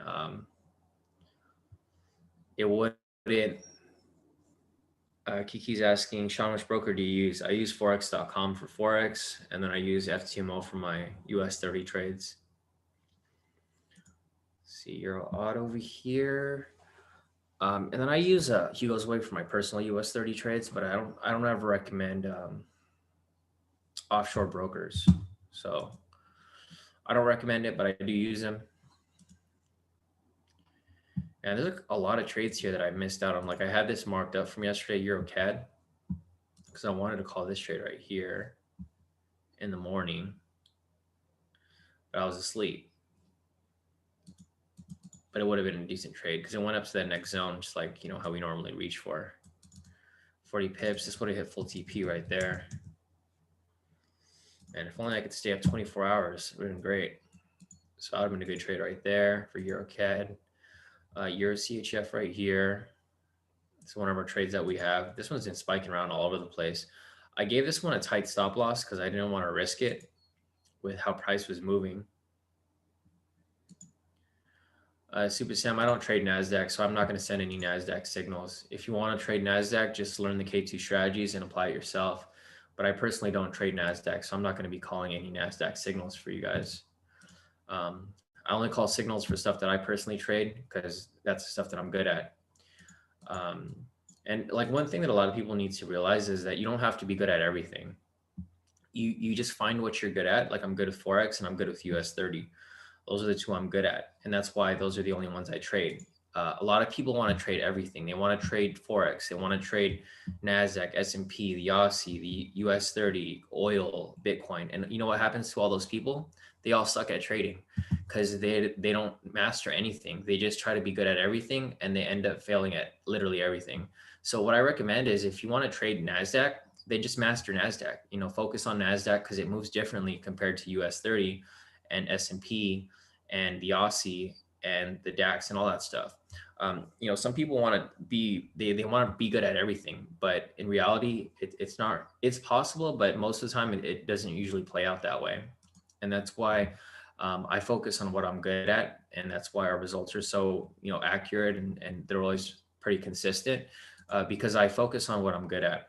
So unfortunately, I'm not going to call any NASDAQ for you guys, but if you want to trade NASDAQ, a lot of people in K2 trade NASDAQ and they use the K2 strategies. So, you know, the only thing I can point you towards is to actually put in the work and learn how to trade it yourself because I'm not going to be giving signals for that specific asset. And, you know, I'm probably going to discontinue the signal service maybe at some point next year because the thing is, I don't want to keep giving people signals because it seems like whenever I give signals, people enter the trades late or they don't follow directions. They don't use the exit strategy and they just always look for someone to blame for their mistakes because I always recommend that people use the exit strategy, but people don't use it. And then they get mad when I have profit, but then they don't. So maybe at some point next year, it's just going to be the strategies only, and I'll be mentoring to teach the strategies and having these, you know, these daily webinars. But I'm probably going to discontinue the signal service at some point because it's just too much work on my part, guys. Like, you know, I make more money trading than I do giving signals. So it's like, why would I waste my time on giving signals when I could just focus trading my own account? Especially with my FTMO, once I get 3 FTMO 100K accounts, there's really no point in me doing the signals anymore. I'd rather teach people how to trade so that they can be self-efficient with their trading versus, you know, just copying my trades. Because obviously you guys know that I know how to trade. That doesn't mean that, you know, it's going to translate to people copying signals. Let's see, I'm trying to look for some FX entries for the next candle close. We still have 2 hours left on the clock.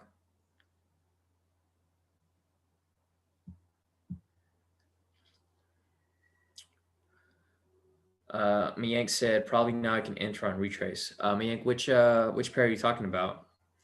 Spencer said, I hear you. I only blame myself when I mess up. And that's what you have to do. So Spencer, you're on the right track because the thing is, if, you know, a lot of people like to blame people for their mistakes and then they never learn from them.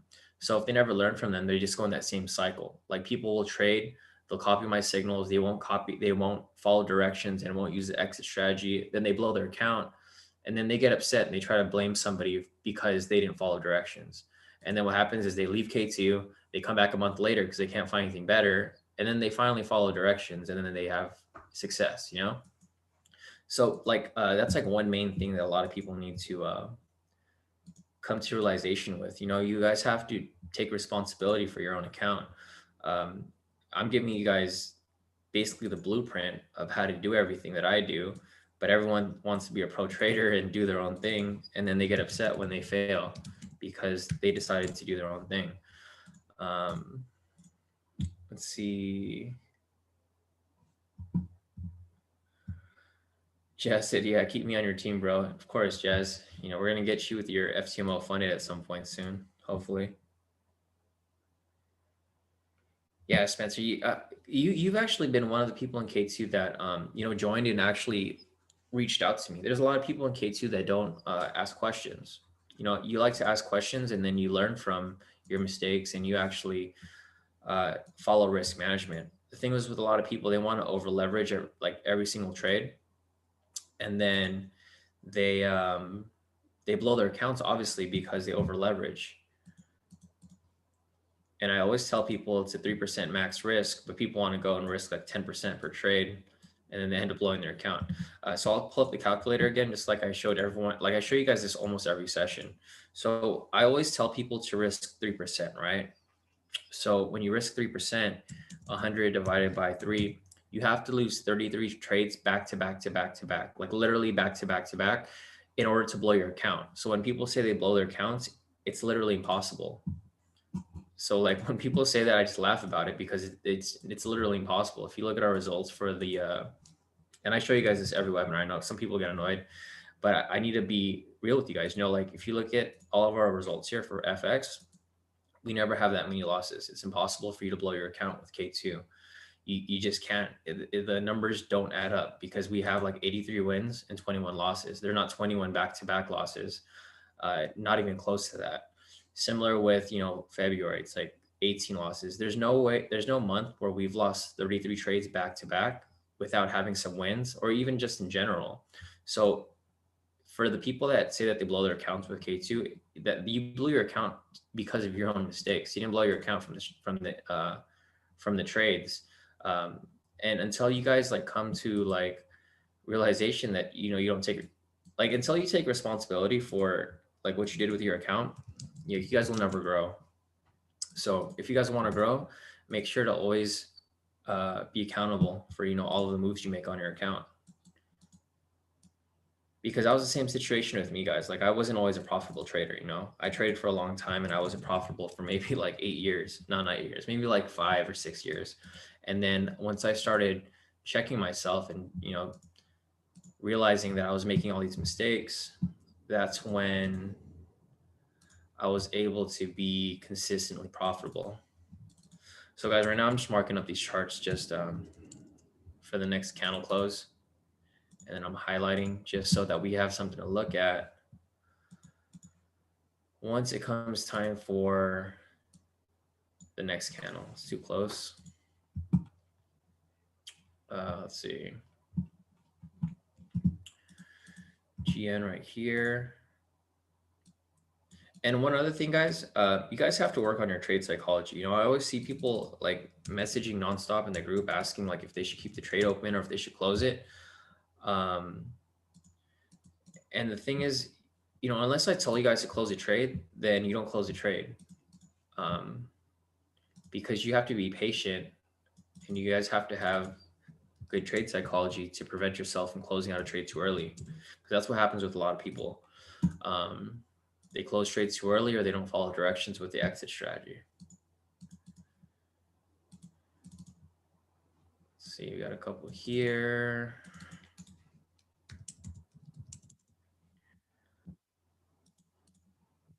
Let's see, Spencer said, I haven't blown an account since joining. I don't do 3% for US 30. I tend to do about 10, 12 lots for my FTMO. Yeah, that's about right, Spencer. That would equate to maybe like 1 to 2% on your FTMO, which is perfectly fine because then you can lose like 5 or 6 trades back to back. Well, you have 100. What's your account size, Spencer? Is it 100K? Because I know we've talked about this before. If I told you to use those lot sizes, then yeah, those are fine. See, my Yank said, can you take a look at Euro odd?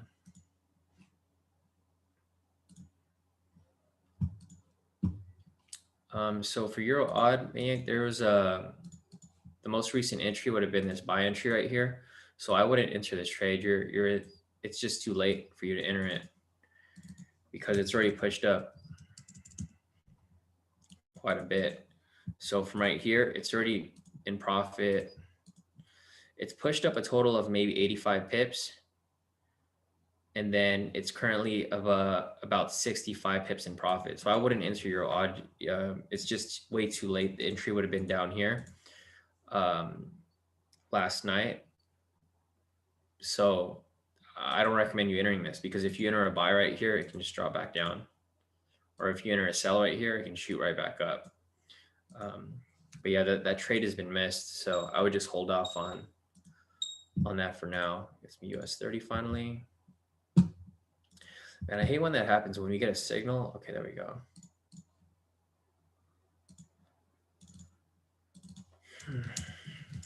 Looks like the volatility on US 30 is actually really low today. So we might have to adjust our stop loss once it reaches like TP1.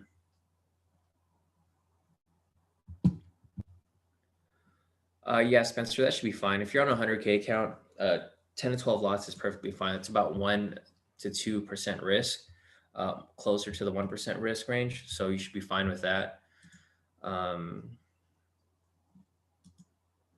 Because let me see, so if you're taking the daily entries and you're taking a 12 lot, multiply that by 1500 pips, you're only risking 1800 per trade, which is well below the daily limit and well below the max limit. So in order for you to fail FTMO,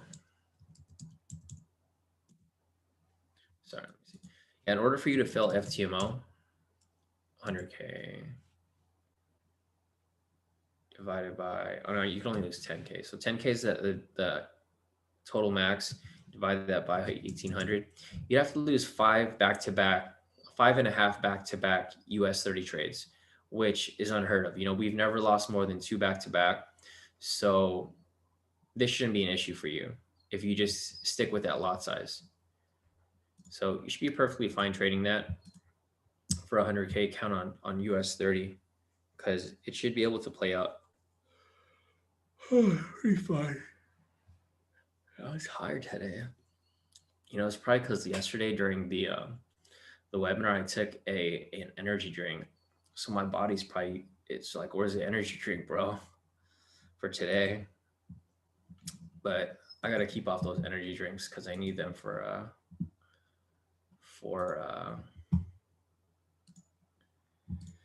day that I actually really need to use it. Let's see. So I'm just looking at the news real quick.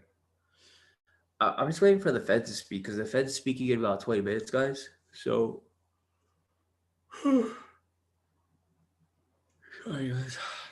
I don't know why I keep yawning. Yeah, we're probably not going to see much movement until the Treasury speaks, the Fed. So the Fed speaks in about 20 minutes. That's why there's no volatility in the market right now. You can see the market's kind of slow. Oh, here we go. We got a sell signal. And if this sell signal closes, I'm going to take it.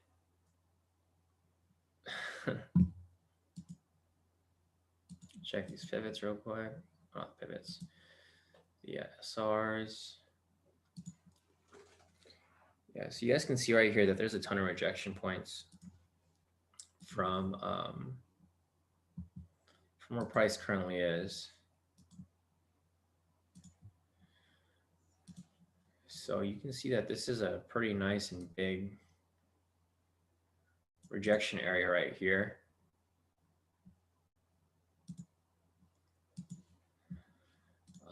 Yeah, we're just waiting for the sell signal. You know, if the sell signal closes, then we can ride this down because I think it's going to continue down anyways. But we'll just have to see how this plays out. Man, I thought that pop chart was going to wake me up. It didn't.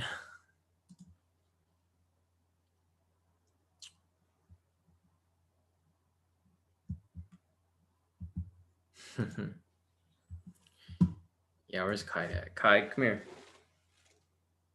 Oh man, he's just over there looking at himself. Eoin said, give me that TP on US 30. Also, I'm long on gold for this last 5 hours. Eoin, we don't have a TP for US 30 yet because we haven't entered it. There's no active trade for US 30, but once it is, you'll see it on the chart. It'll also be sent to the premium. So if you're in the premium, you'll get the exact parameters for both FTMO and normal accounts. But yeah, you'll see once we actually take the trade. There's just there's no entry right now, especially with the news coming up. Kiki said, bro, how do roll in to get FTMO account? Here, let me send you the link for that. So Kiki, I'm sending you the link for FTMO in the chat. It's right there if you want to sign up. Looks like everyone's waiting for the news right now. You know, I'm gonna get my phone ready for this trade before we got my MT4 ready right here.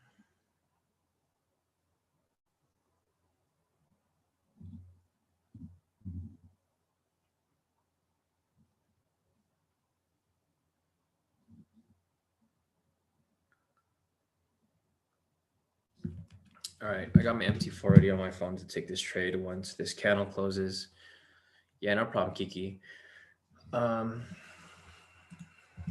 I'm just waiting for the signal to close out.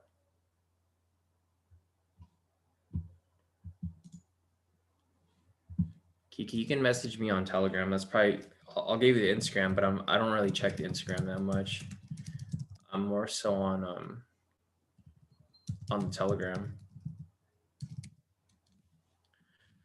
So I'm not sure if that link came up properly because it showed up red. So let me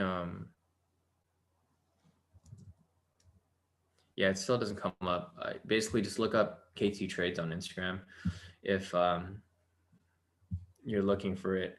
I did post in the chat, but it looks like it's redded out. I'm not sure if that's blocked out, but it's basically instagram.com/K2 Trades if you want to message me on there. But I'm probably not going to get to you anytime soon. You would have to message me on Telegram to get a quicker response, or just email me at Shawn@K2Trades.com. See, we got the news coming up. Let me pull up CNBC real quick. Looks like Facebook's going up right now. Let's see. All right, just waiting for the sell signal, guys. We keep going down this list over here. I was marking stuff up for the next candle close over here. Now, if it's too close to the zones, I'm probably not going to take it. So let's mark this up right here. Rohit said K2's 2 underrated. Thanks. Yeah, no, I provide a lot of value here. So like if you guys know anyone that wants to, better their trading, they're free to join K2 because it's completely free. The only time that you need to pay for K2 is if you want to join the premium or have access to the indicators. But anyone's welcome to these webinars if anyone has questions, because I'm always here to help you guys out, with regard to analyzing any trades that you guys have active, because it's kind of good to have a perspective from someone that doesn't just trade price action. Because majority of people trade price action, and then like your views can be totally skewed if that's all you know how to trade. So it's kind of good if you tie in momentum with price action, because you're able to put 2 and 2 together, and if they line up, odds are it's probably going to be a great trade. So I have these right here lined up. I have odd CHF, Euro USD, GBP CHF, GN, GU, and NC for the next candle close, which closes in about 1 hour and 31 minutes. So those will be lined up for the 10 a.m. candle close. Meanwhile, we'll keep looking at US 30 right now. We have about 1 minute left in this candle, and it is it's about to close. So if it does close, we're probably not going to get that signal just yet, but let's see. Might play out.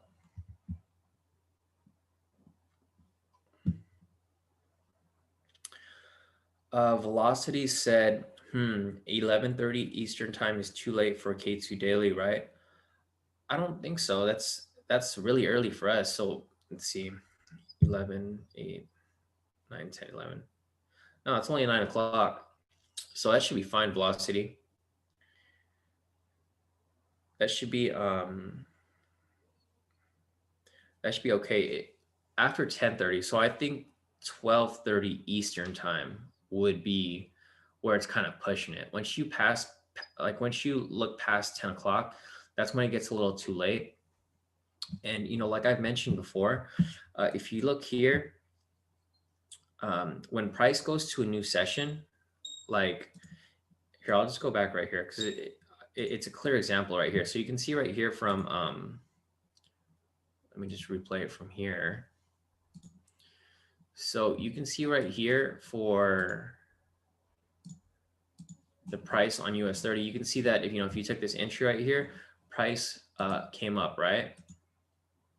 And then as it moves into the next session, it usually goes the opposite direction. Check that out. So see, we move into the next session and it goes opposite.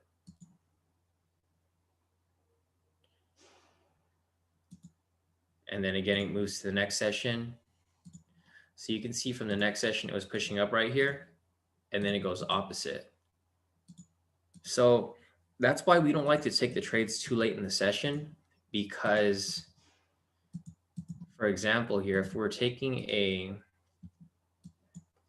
so this is where price currently is, but say that we're taking a sell position here, right? We're taking a sell position, and then it happens to come late, like right here, around like 11 or something, right? Say we're taking a sell position right here. As soon as we reach Asia session, like we reach over here, once the session changes, it could just go the totally opposite direction, this way. So that's why we don't like to take the trades that late. You know, for the people that don't understand why we prevent ourselves from, you know, entering a trade too late.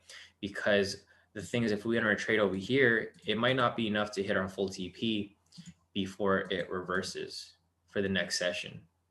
So that's why we're a little careful, you know, with regard to time when it comes to entering a specific trade. See, I'm going to pull back US 30 on this one. I was confused. I was on the wrong chart. That's why. All right, so we're good right here. Same with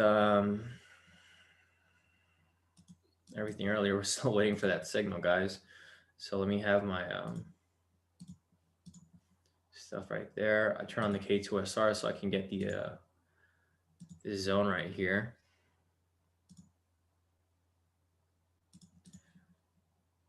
Turn that off.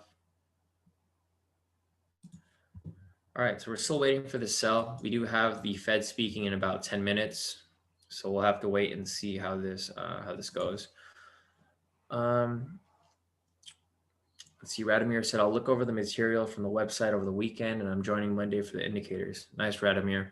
Yeah, once you sign up with the indicators, you know, you can start applying the same strategies that we apply, and then you don't have to rely on any signals because you can just identify it yourself, and then you'll be able to take the trade on your own, just like a bunch of other members in K2. And I find that to be a lot more beneficial for you because you actually know what's going on. You know, you're not just copying signals and then, you know, hoping that it'll play out in your favor. If you know the actual strategies, you know exactly why we took the trade, you know, whether it's a good trade, whether you should stay in the trade, or whether you should get out. So it's definitely going to level up your trading game like tenfold. Let's see, we got Rohit said, Shawn, I don't know if you said it already, but do you send US 30 from FTMO on the premium? Yes, I do. So Rohit, if you look at the signals over here, let me just show you. So this is the signal from yesterday. This is our US 30 signal. I have K2 daily New York session, you know, US 30 signal. And then right below it, I have my FTMO parameters as well. So I'll send out the signal from the chart, and then I'll also send out my specific parameters for FTMO as well. And then you'll see I have the updates here, hit TP1, I set my profit right here, and then pretty much everything else along the way as well. So everything there is pretty much lined up, and then you pretty much have a, you know, nice breakdown as to how we will be trading it. So I'm looking back at CNBC right here.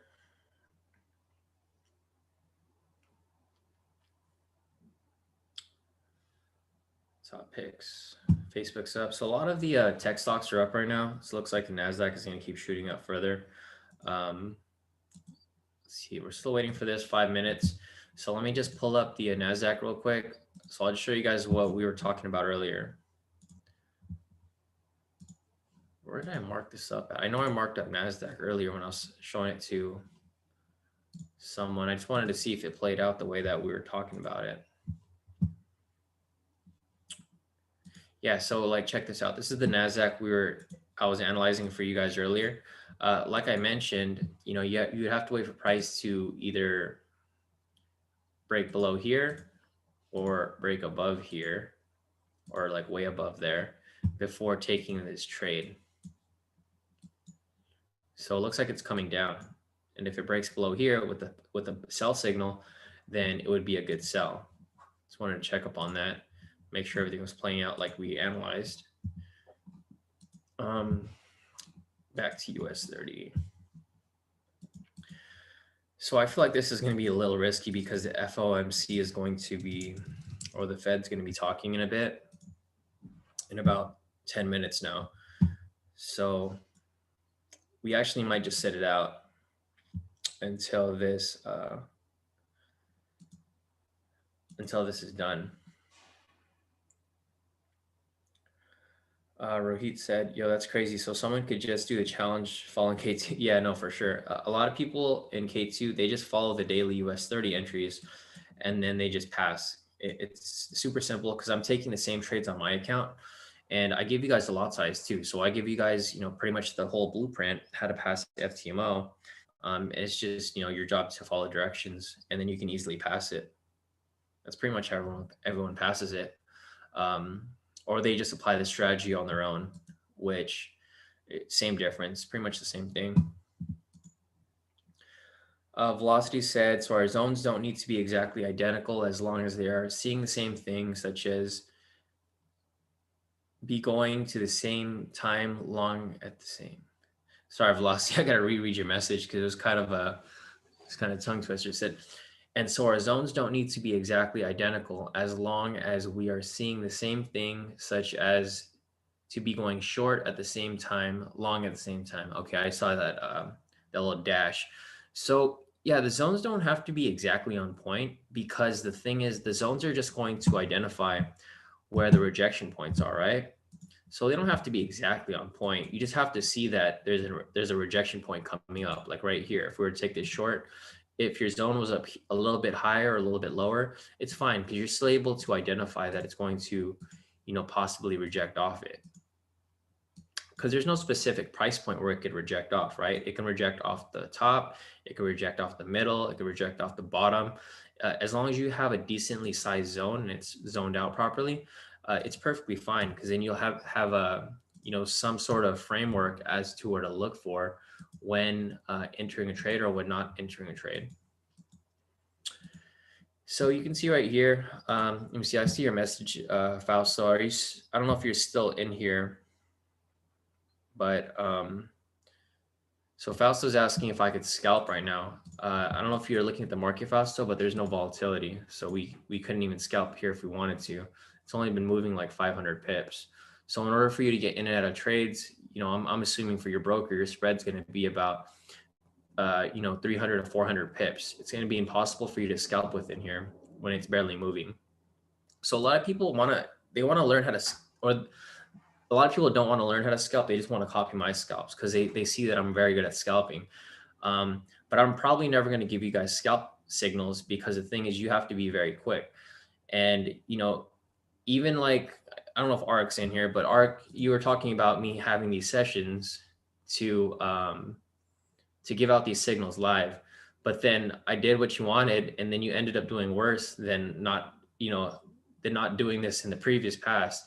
So I'm probably not going to give you guys scalp signals. If you guys want to scalp, just learn the K2 scalping strategy, and then you can scalp on your own. Because the thing is, you guys aren't able to move as fast as me, and you guys aren't able to act as fast as me. So I don't want you guys to miss trades or miss your exits, and then end up blowing your account or getting on the wrong. Sorry guys, I'm about to take this trade. So I'll have to get back to you guys with what I was saying right now in a little bit. Let me,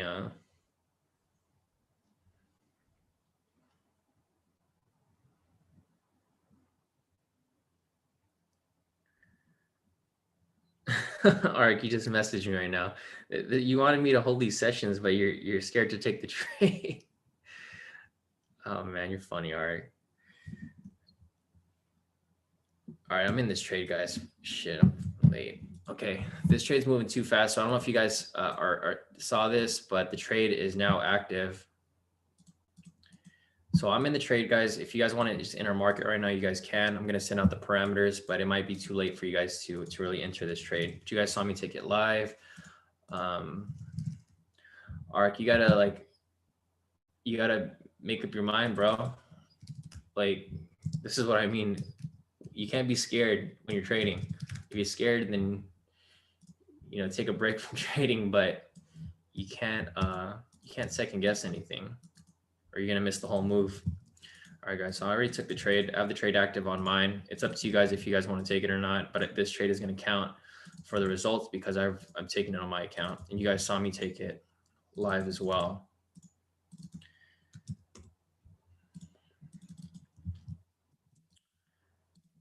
So I'm going to place this right here. And this is why I always recommend that you guys actually, get the strategy, because if you guys don't get the strategy, you guys can't take these trades at the same time as I do. You just have to wait for my actual signal. Wait, 29.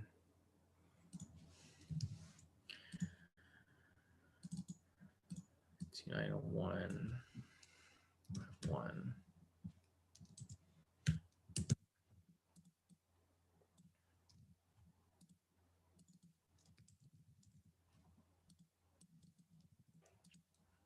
Send out the FTMO here. Yeah, Ark, sorry, I saw your message. You said you were scared to take the trade.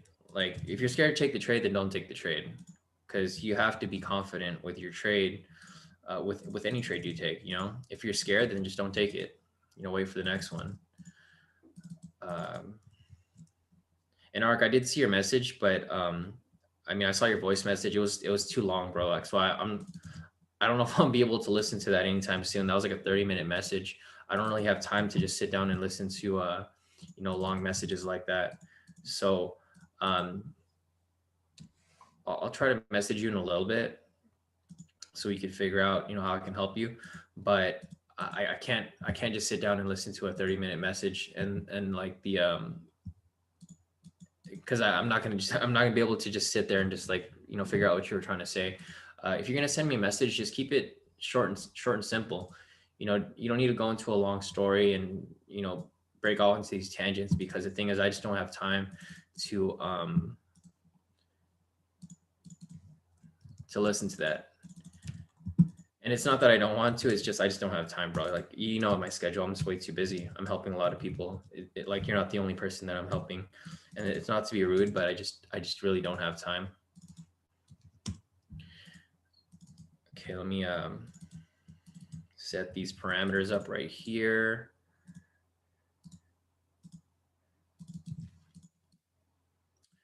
See, TP1 plus 750. All right, you in the trade? I just see your message here in the chat right now. I'm not sure if you're in the trade or not, but if you're scared, just don't take it. That's gonna be my advice for you if you're not comfortable with taking the trade, because there is news coming up right now, so you can sit this out if you'd like.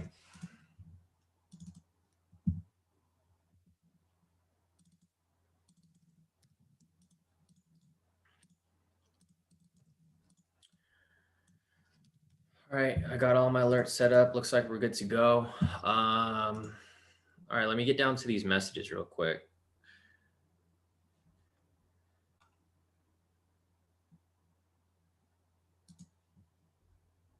Oh shit, my bad. Thanks, Kyle.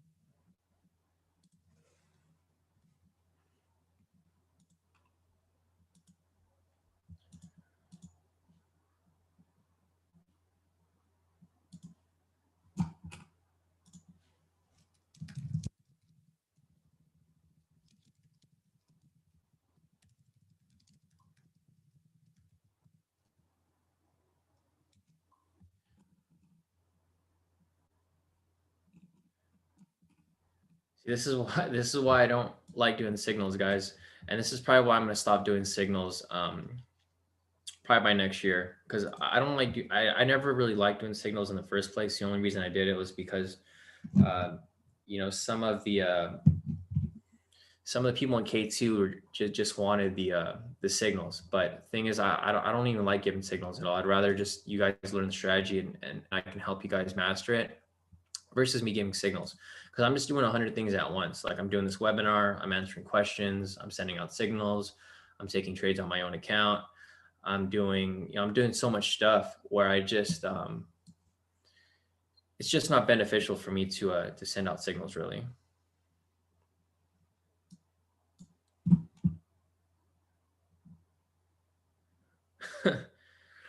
Arik said, I'm in. I'm not scared to take the trade. I'm scared to blow FTMO.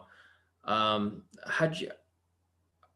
I'm still trying to figure out how you got so close to blowing your account, Rick, because we haven't really had that many losses. I think you might have. Well, we've talked about it before. I think you took your own trades and you started trading stuff that you didn't know what you were doing with, like scalping and with gold. So that just goes back to what I was just discussing earlier. You guys have to come to the realization that mistakes were made, and then you have to man up to it and basically just understand and learn why you made those mistakes. That way you don't make those mistakes in the future. If you blow your FTMO account, the only person that knows the real reason why you blew it would be you. And it's not just directed to you directly, but it's directed to everyone in general, because there's a lot of people who have passed FTMO, got funded, and then lost their account because they started taking their own trades. Kind of similar with you, Arik. I've always told you from day one to just take the US 30 trades, but you go off and you take your own trades, and that's why you're in this hole. So things, if you just follow directions, like I told you from the beginning, just to follow US 30, the daily entries, you'd be perfectly fine. You should be in profit. So if you do blow this account, just take that as a lesson to follow directions the next time around, so that you don't end up in the same position as you are in now. And that just, like I said earlier, that goes out to everyone. If you guys just follow exactly what I tell you, you'll be perfectly fine, because I'm telling you exactly what I'm doing and what trades I'm taking. If you guys decide to go and be a pro trader and trade on your own, then you guys have to take responsibility for your actions. And if you lose your account, that's all based on you.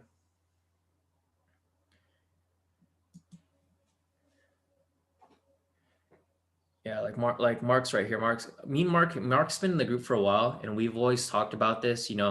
Mark said, "Listen, guys, I've blown 2 funded accounts taking my own trades," and that's the reality of things. For me, I've been trading for so long where I know exactly what to do and what not to do, and that's why I only take a few trades a day. I don't take like 100 trades a day.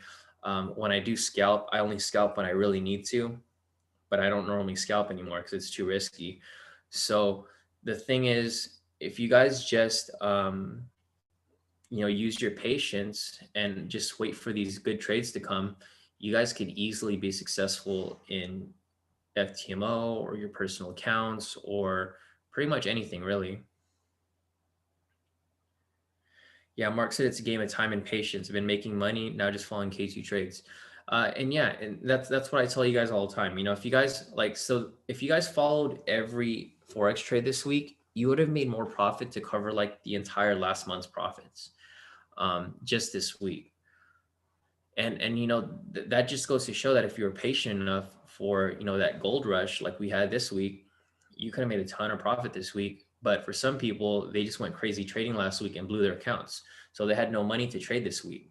But if they just were patient, they could have made a ton of money this week, and that would have carried them over for maybe another 1-2 months if the trading weeks were or the trading months were slow.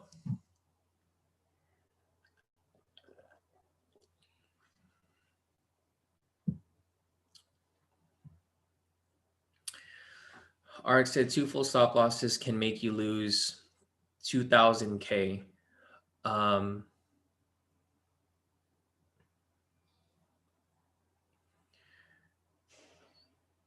Sorry, Arik, I'm kind of confused with your question. So Arik's question said 2 full stop loss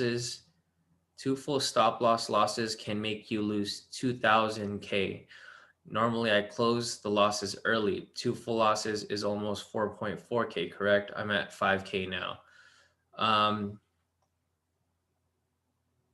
Yeah, depending on what lot size you're taking, that would be the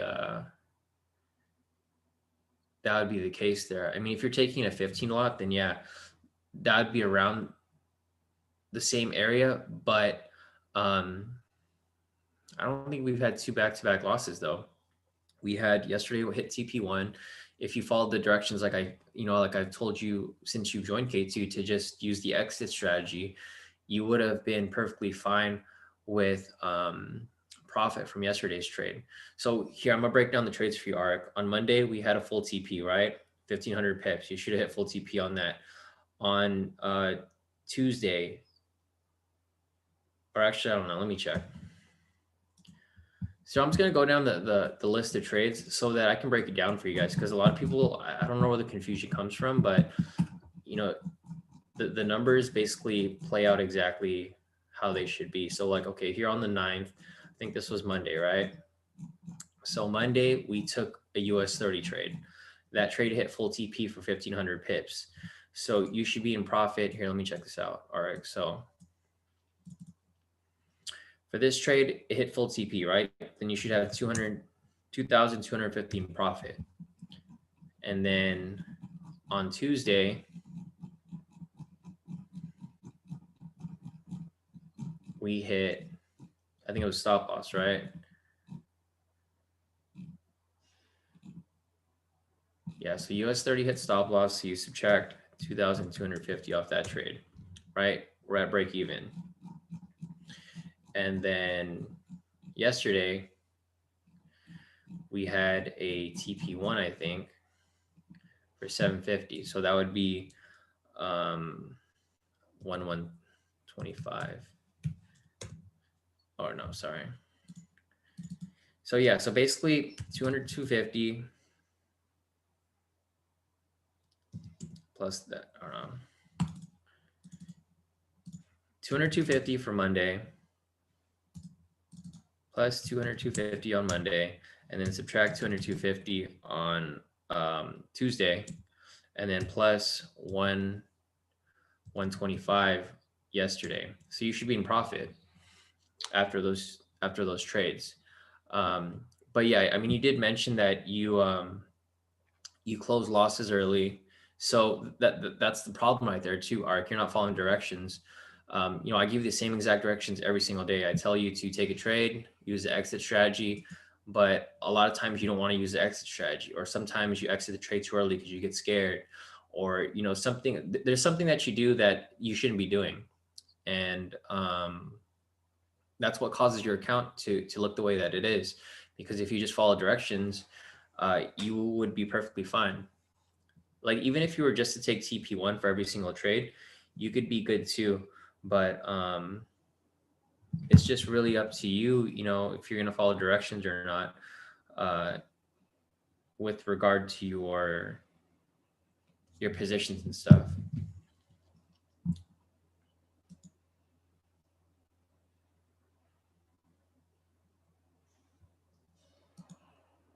Oh, did it hit full TP yesterday, Mark? Yeah, I didn't follow yesterday's because we were on the live, and then what happened was once we got to like pretty deep in profit, I just moved my stop loss in profit because I wasn't actively monitoring the position anymore.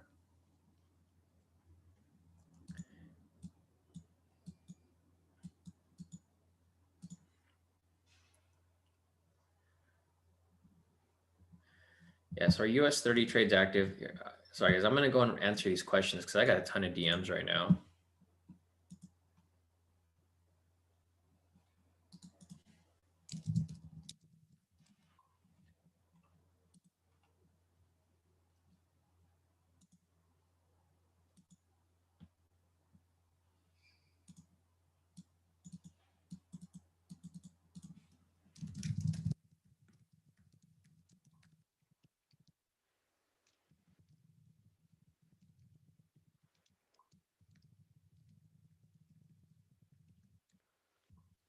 All right, guys, let me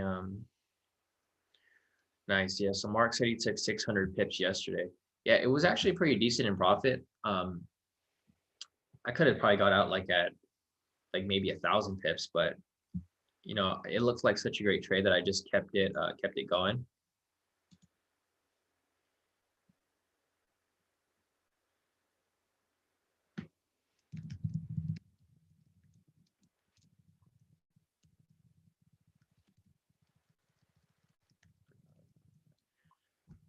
Yeah, guys, there was news. There's news right now, actually. Spencer just brought it up to me. I can't remember when we took the trade. When did we take the trade?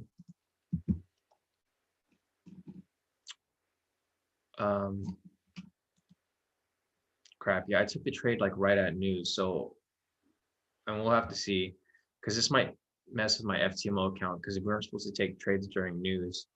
But I mean, we'll have to wait and see how that.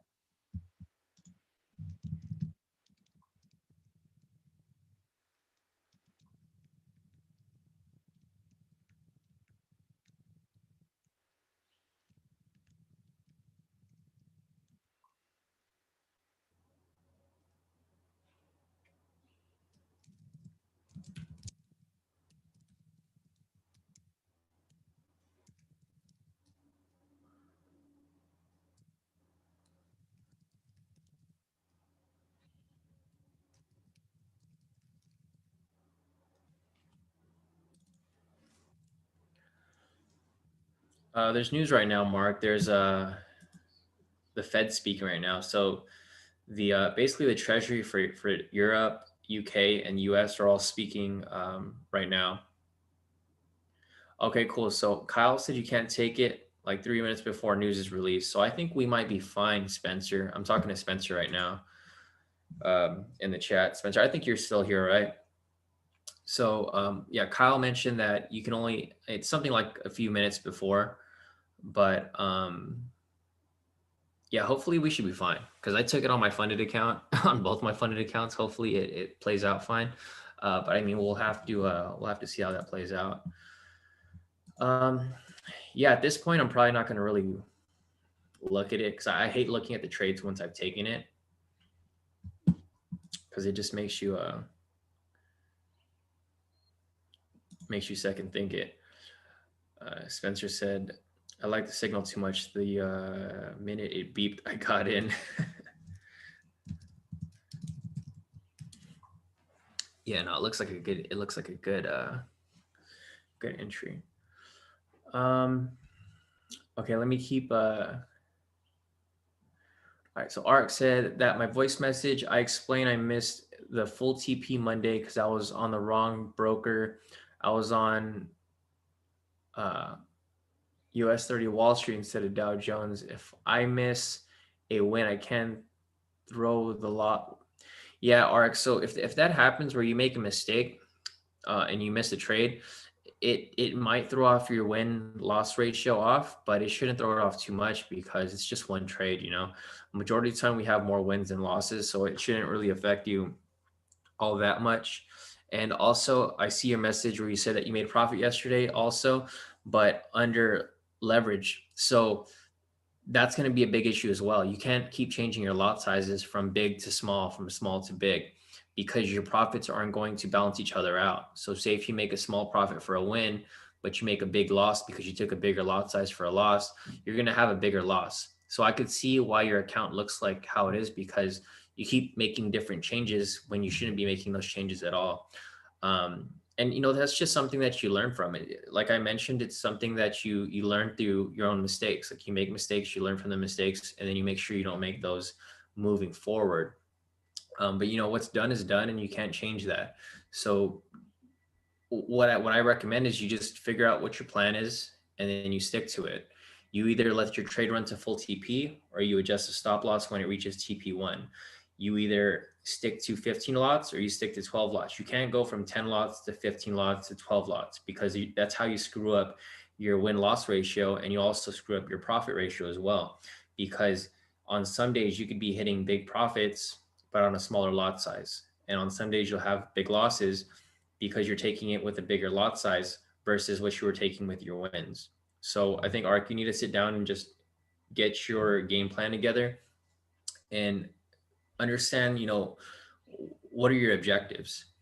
I think you said you're in the military, right? So, you know, that shouldn't be a problem. I've already given you all the rules that you need. So just put out your objectives and follow your plan. So,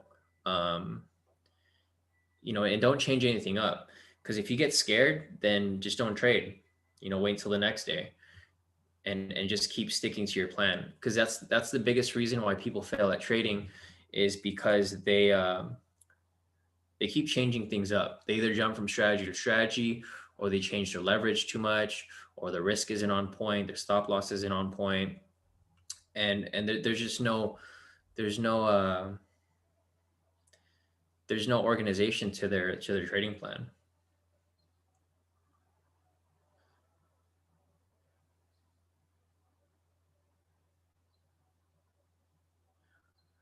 Arik said, I misunderstood when you initially said I might want to lower your lot size. I'm at 5K left maximum loss now, so I'm cool. Yeah, Arik, the reason why I told you to lower your lot size is because you said you were worried. So if you're worried, I'm giving you your adjustments. But I mean, here's the thing, Arik. I give you all of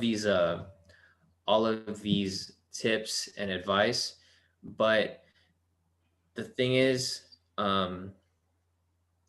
you shouldn't be jumping around back and forth, like because I already gave you your initial game plan where I told you to do things this specific way. But the thing is, you keep asking me these questions that change your goals. You gave me your first goal where you're like, I want to make this much money. Okay, if you want to make this much money, then follow the rules that I gave you. But then you go ahead and change it up, and then you ask me about these other things. So obviously I'm going to give you different advice if your goals have changed, because if your goals change, then your objectives change. So the thing right here is, I think you need to sit down and figure out what your objective is. What's your goal? What's your objective? Because the thing is, like, when you message me every day, if it seems like your goals change every single day. One day you want to make this much money. One day you want to make this much money. And you can't keep changing up like that. You have to just stick to one plan and continue doing what you're doing. Because if you keep changing your goals, you're just going to fail at everything that you do, because you have no structure to reach those goals. So, yeah, once you figure out what you want to do, just, reach out to me again. But you can't keep changing your goals every single day, because if you keep doing that, you're never going to have a game plan. You're never going to, reach the goals that you're reaching, because the thing is, you're aiming too low. So when we first talked, you had high goals, right? You're doing perfectly fine. You could have kept doing that. That's how you became funded. But then once you were funded, you started getting scared. You were like, oh, I don't want to lose this funded account. I can't lose this funded account, all this stuff. And then your goals started changing. So, what I mostly think you should do is like really sit down and be realistic with yourself. Ask yourself, what do you want out of this? And then we could probably work towards, setting up some sort of plan for you to reach those goals, because you go from wanting to make this much money to quitting your job to, I just want this much money. If your goals are too small, you're probably not going to reach those goals, because they're not important to you. You should keep your goals high so that you can shoot for the moon. And if you end up landing, a little lower from where you're aiming to reach, you still end up higher than where you would have if you had those small goals in mind. And that just, it's just basic, it's basic stuff, really. Okay, so let me check through the messages real quick. Yank said, we took the trade after 2 minutes, so it's fine. Okay, perfect. So we should be good with the news thing.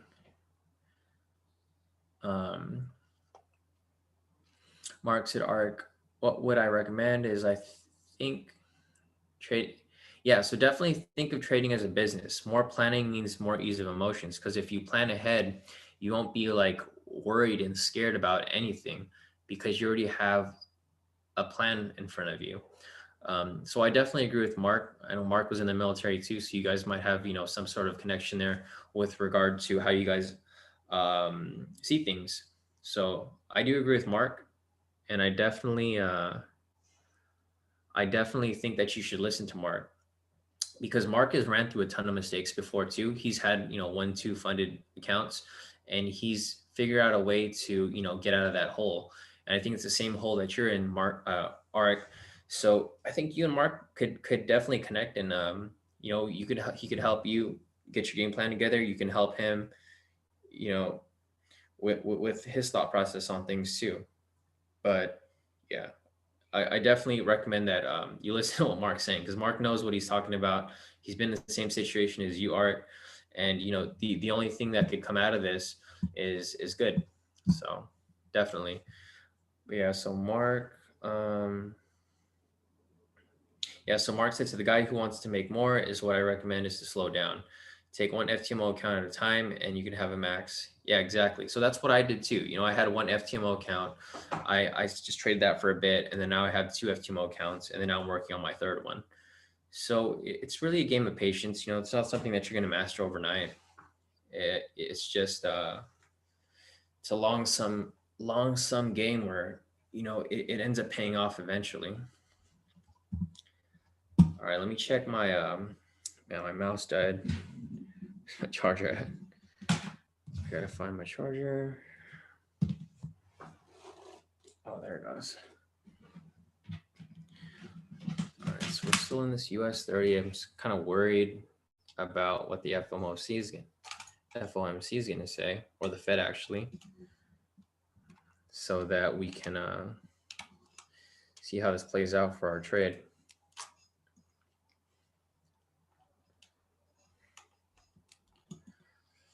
All right, got my mouse plugged in. Let me get back to these messages, because I got, like, you guys can see the number right here. I got 15 people messaging me.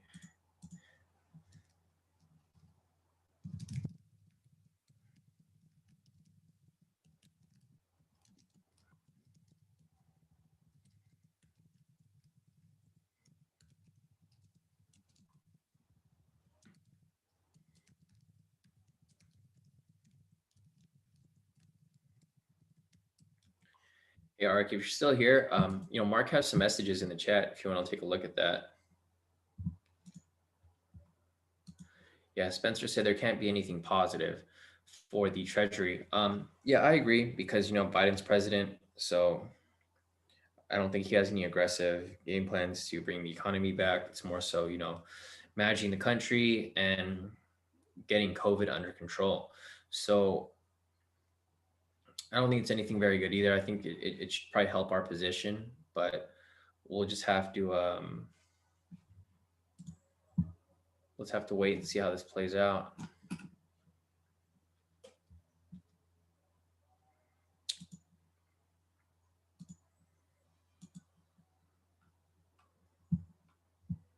All right, let me just get through these questions, guys, because I got a ton of questions here. Okay, let me keep going down here.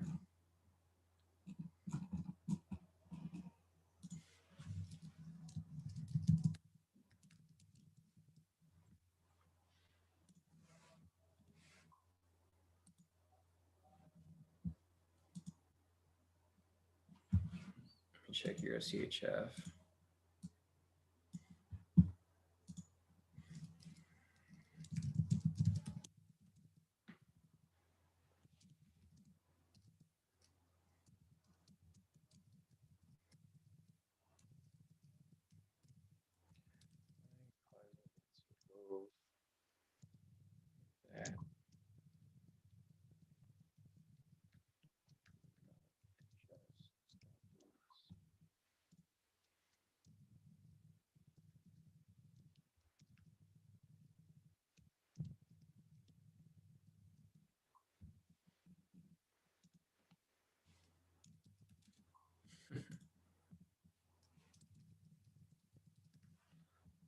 So let me go back to US 30 real quick.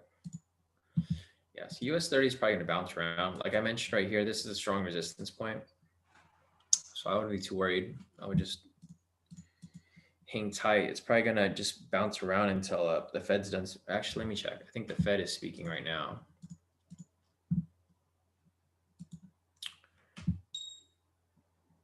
Scenario, and certainly, I mean, she's entitled to it. Let's turn off these signals. You buy Marriott, you buy cruises, you buy airlines, you buy banks, and all of those stocks that are going to work on the other side of COVID, because as she said, her time frame is. All right, I don't see any Fed news coming up right now. I mean, the Fed is speaking, but I don't see anything really affecting the market currently. So I'll be keeping an eye on it. I'll just leave this open for right here while I go over these messages. I just got through like 10 messages right now, guys. I'm going to keep going through.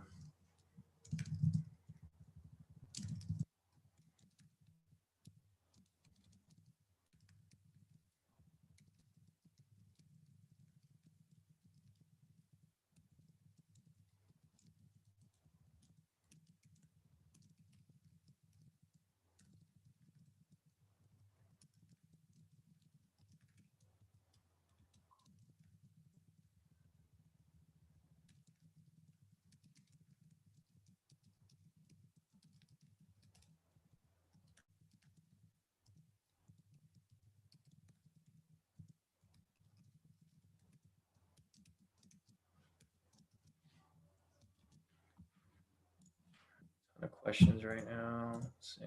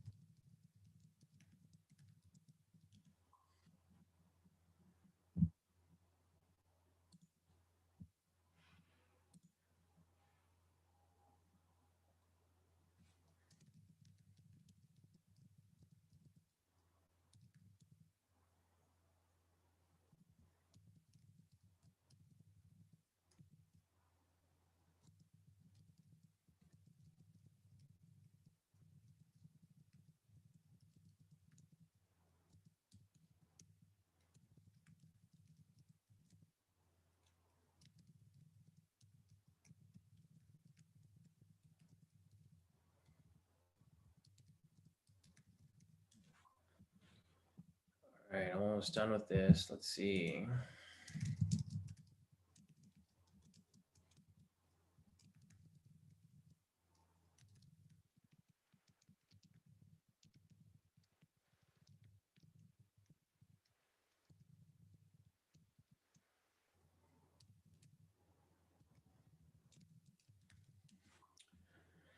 All right, man, that was quick. I mean, it wasn't quick, but finally done with these. All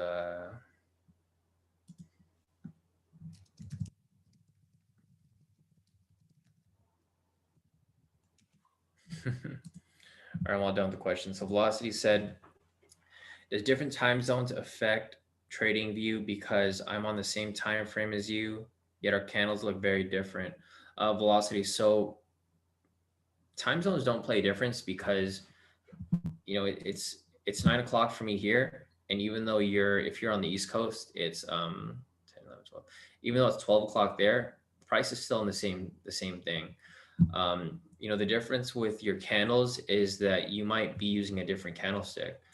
This is a common issue that a lot of people have, or you might be zoomed in improperly. So your zoom in might be like this close. So obviously your candles might look different. If you zoom out like mine is right here, it'll probably match up a little better. One thing that people tend to do as well is they always have these other candles on. So you might have these Heiken and Shi candles. So this might be what your chart looks like. This is like one common issue that people have. So I don't know if this would be it. I would have to see if you could send me a screenshot of your chart. I can probably figure out what's wrong. I mean, there's a lot of different reasons behind why your chart possibly looks like that. I'm gonna go ahead and put this back to normal candles right here.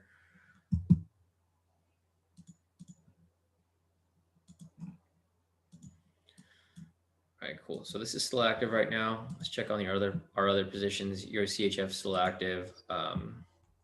KJPY still active. Those are the only pairs we really have active right now.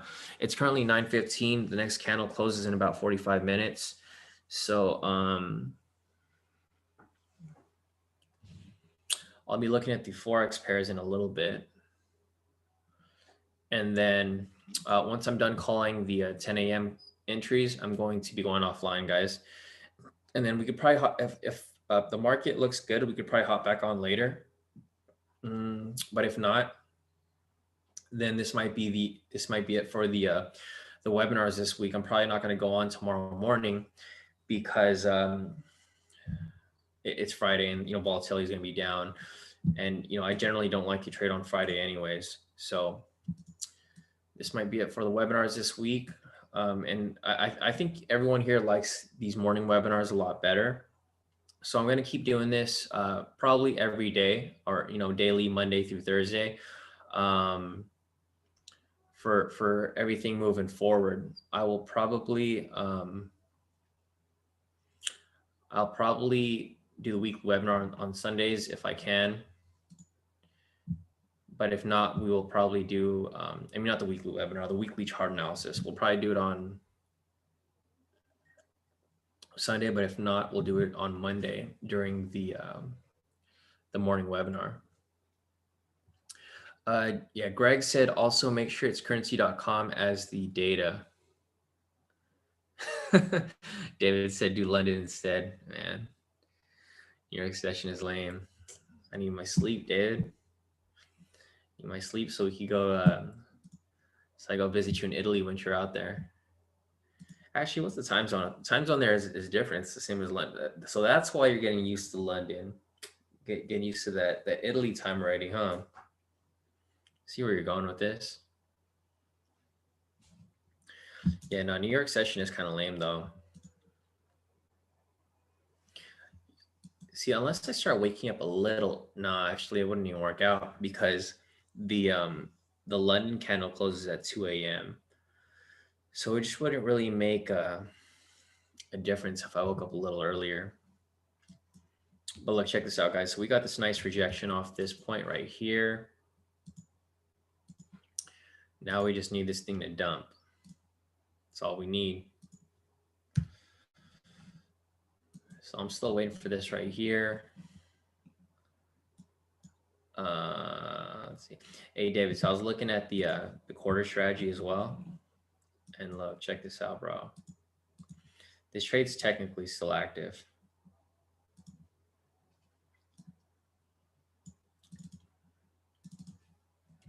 So if your analysis lines up and my analysis lines up, I think it's coming down, hopefully.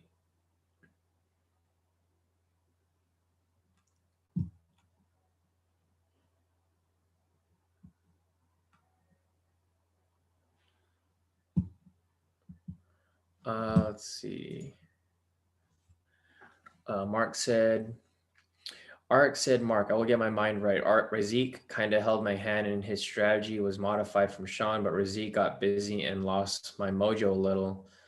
I just got to take a deep breath and don't miss any trades. Yeah, Ark. So, you know, that's the thing with everything I've been, you know, pretty much discussing today. It's like you keep changing your plan. Like you go from my strategy and then you go from wanting to learn Razik's strategy. And then it throws you off. And the thing is, you can't keep depending on people to hold your hand through things. You know, we're all grown men here, so you kind of have to make your own decisions and you have to set your own game plan with, you know, what you want to do, like what your goals are and what you want to learn. Because if you keep jumping from strategy to strategy and then you have different goals in mind, you know, with regard to whatever strategy you're doing, you're just going to, fail because you never really master anything. So what I recommend is you just, you know, focus on one thing, master it, and continue on with it. Let's see. Sam said, hey, Shawn, when you mark up your charts, how do you make the rectangle fill the length of the chart? So Sam, check this out. Right here on the chart, I click on my rectangle and then just go to style right here and then click these right here. Just check these two on and then it'll extend over to the end. And then that should be good.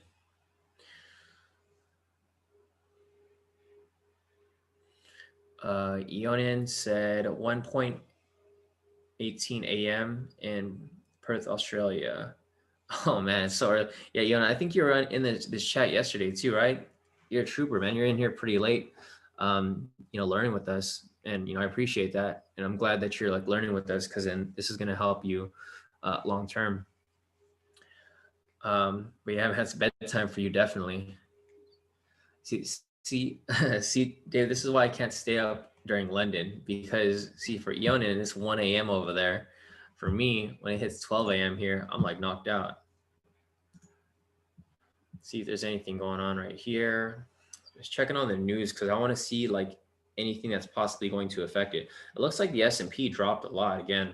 So if the S&P is dropping, the Dow's dropping too as well. So we'll see how this plays out. Let me see what the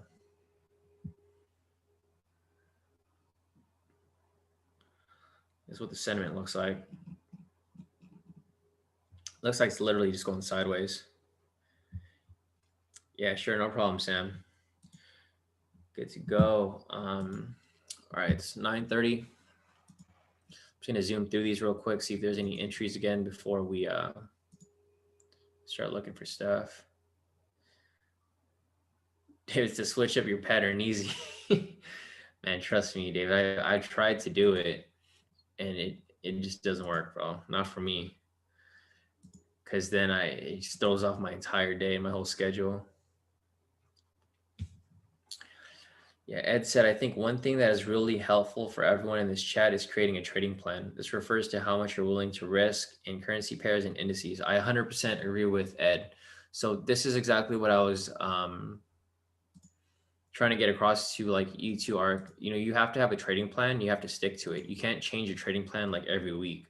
Maybe change it every month or every couple months, but you have to stick to it for a certain amount of time. You have to be committed to it, or else you're never going to, find success if you just keep changing it every single, every week or every day, or even some instances like every hour, if you get really scared with your trades.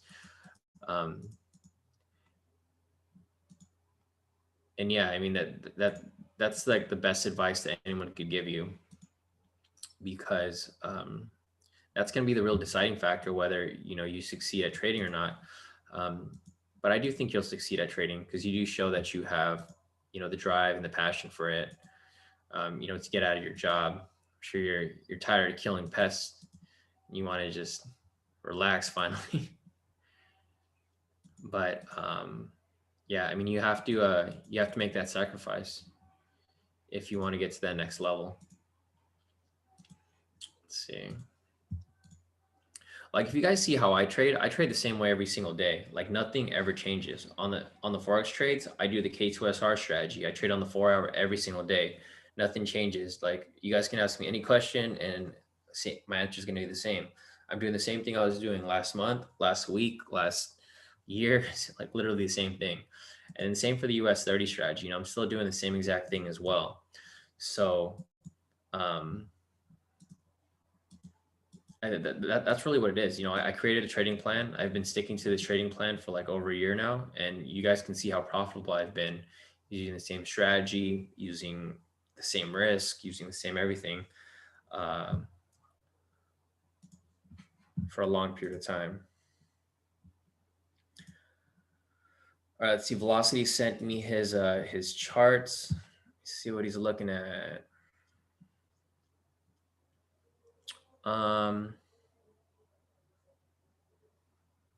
Hey, Velocity, I'm looking at your charts and it looks the same to me. I don't know. Let me see. I'm trying to see where it looks different. So we have that drop right there. Bullish candles, drop. Yeah, hey, Velocity, I'm looking at your chart right now. It looks exactly the same. Maybe you could point out where it looks different, and then I can probably zoom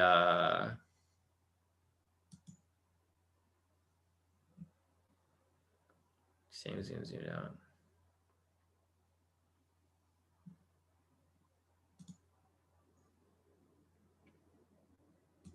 Hey, Velocity, so I'm looking at your chart and I'm looking at mine, and they look the same. So this is how mine looks right here. I'm looking at yours. They look pretty much the same to me. I'm trying to, maybe you can like mark up on the chart. So like do something like this, like use the call out tool or something, and then just like point out somewhere, and then you can type in like, like look here or something. So I can see what's different, but it looks pretty much the same to me. And then when you want to take a screenshot of your chart, just click on this thing right here, this camera button, and then I can get a clear picture of your screen. So here, this is what I recommend. What you do is click this reset chart button. So you have the same zoom out as I do. And then use this call out tool. Click on wherever you think it's different. Like maybe it's like right here, and like this looks different. Just do something like that. And then just put it somewhere so I can take a look at that. And then hit this camera button right here, and then send me the screenshot. Because when you hit this right here, the screenshot will come up right there, and just hit copy and then send it over to me. so that I can see what's different on yours, because it looks pretty much the same to me. So I'm looking at your chart right here. It looks pretty much the same to me for the most part. You know, unless you're seeing something that I don't see, which could be the case because I'm kind of blind. So we will we'll try to see. Wade said Powell better stop talking. Look at Powell over here. I'm gonna send him this right here. Yeah, no, of course it wasn't a buy. Look at, we're in profit now.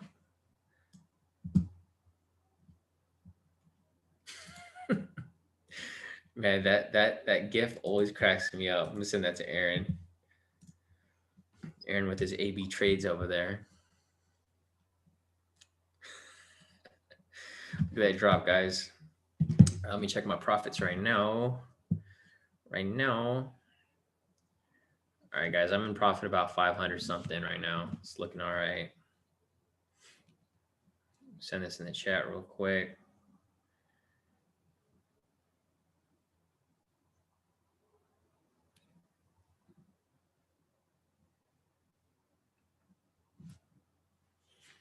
Yeah, US 30 is dropping pretty heavy right now.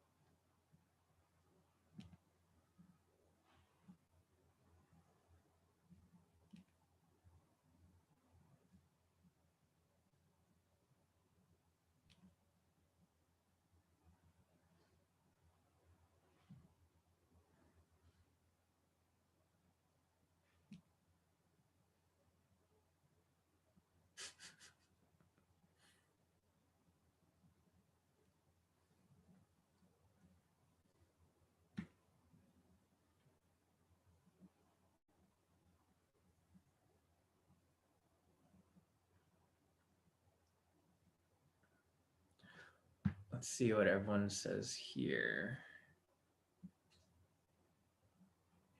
Hey, Lucian, sorry, I saw your, or Leakin, sorry, I saw your message. I'm going to respond to it right now. I'm just gonna see. Give me 1 second. You just go to your settings, but I'll show you on the screen how to do it. I just need to send this to the group so people will stop.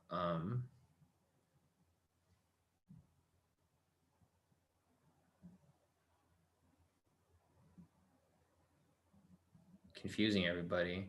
I mean, I don't know where everyone's getting this buy from. It's always been a sell.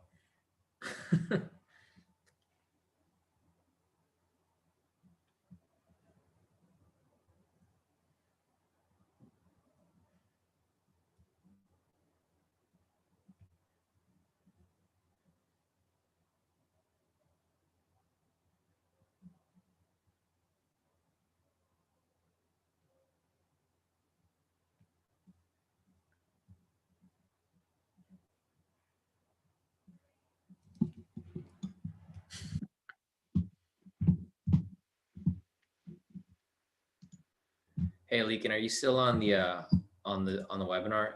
So in order to get those news events on the bottom, you click on the settings tool right here, and then you click on settings right here, and then you go to events right here, and then you click on show economic events on the chart right here. You have this checked on, and then you hit OK, and then the events will show up on the bottom like it did right here.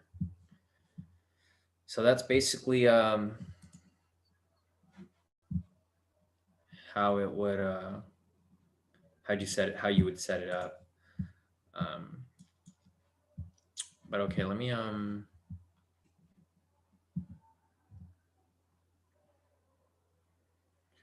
Kenny said people in the Telegram group expect instant TVs. Yeah, no, I agree. This is why I don't like giving out signals, guys, because the thing is I give out signals and nobody follows the directions, or they just want to complain about it because it's not going the direction, but they're not patient to wait for it to actually go to where it's supposed to go. And, you know, it just becomes a headache for me because I make more money just trading on my own. So I'm literally giving these signals and giving this advice to benefit everyone else. But, you know, like if people just keep complaining about stuff, or it just becomes too much of a hassle for me personally, then I would probably just stop. I'd prefer to just stop giving signals and just focus on trading my own account, because I could do a lot better if I had more focus. But I really don't mind, you know, helping you guys if you guys are trying to learn. It's just the signal, the whole signal thing, that I don't really enjoy doing so much. Let's see. Okay.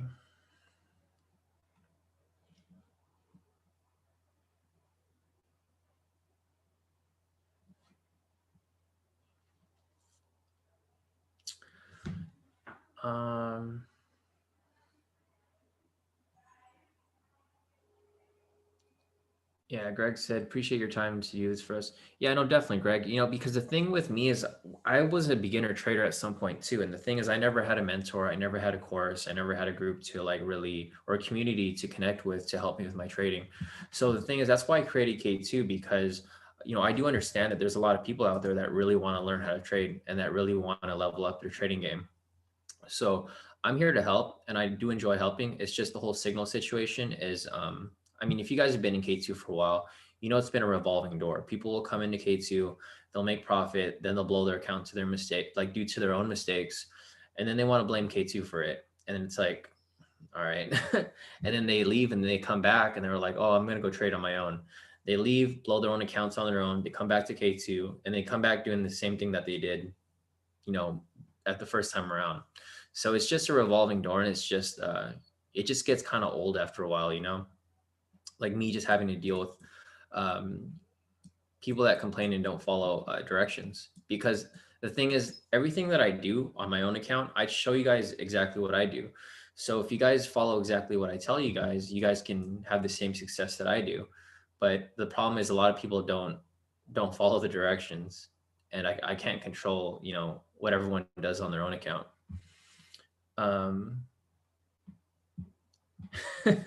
Matt said, "Don't be upset with our funny attitude. We appreciate you." No, I do see that, Matt. I know, Matt, you've been here for a long time, so you've been through all of the different waves of people who come and go, you know. And the thing is, I'm still around. Like it's not like anything's ever really changed, because I know that it's a revolving door, and I'm still here to help people that still want to learn. Because like I said, you know, I've been in your same shoes at some point, so I definitely want to help you guys to, you know, take your trading to that next level, which is totally possible, especially if you have someone like me who's experienced and I can help you guys get to that level. Yeah, let me keep going down the chat over here. Sorry guys, we have a bunch of chats, so like, I mean, a bunch of messages. So let me see. I know, Alec, you asked for something earlier. So you're looking at NZD CAD. I'll take a look at that right now. Let me just pull up NZD CAD. But our US 30 is looking really good, guys. So I showed you guys my profits right there. And it's still good. You know, like I'm still pretty nicely in profit currently. So I'm going to keep holding that for a bit. And then I'm going to go look at NZD CAD for Alcan right now. NZD CAD. So I have this line, I have it marked up, Alkin. And basically I was going to call late entry right here, but I haven't called it just yet.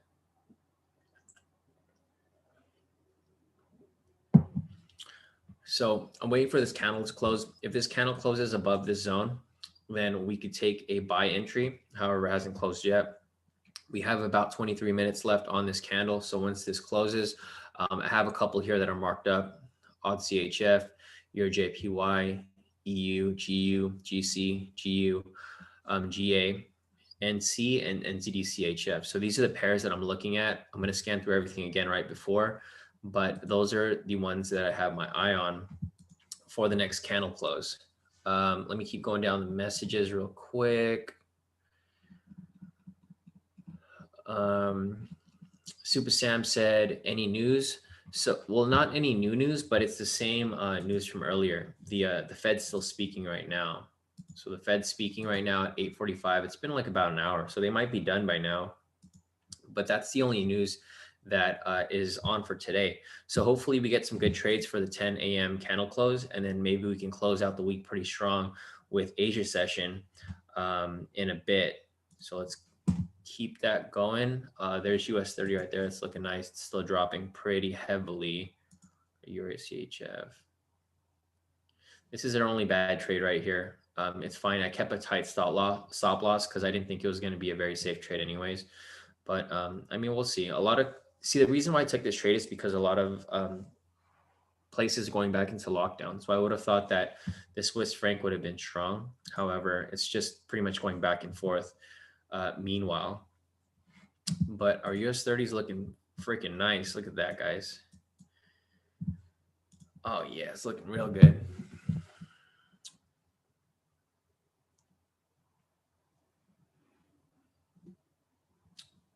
All right.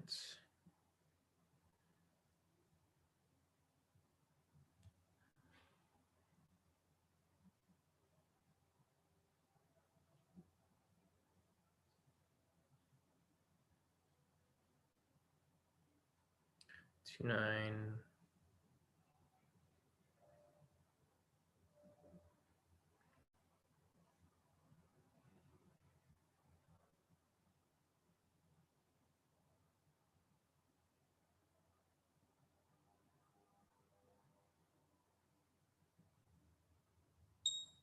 CP1, guys. There we go. Enjoy your profits. I'm going to show my profits real quick.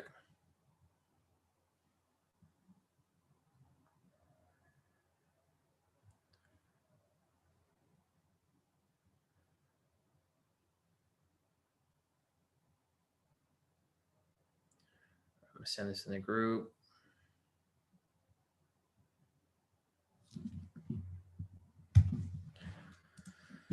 Nice, guys. See, don't you guys like this morning session? We all get to celebrate together when we hit TP for US 30. It's looking fucking nice. All right, let me send this over real quick to the groups.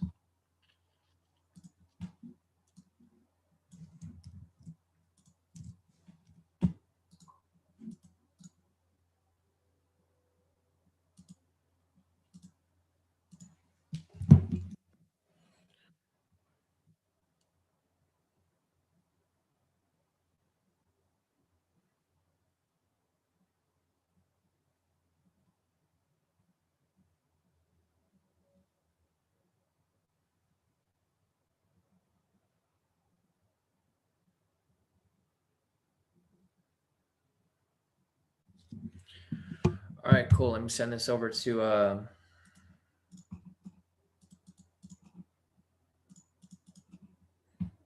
other groups over here.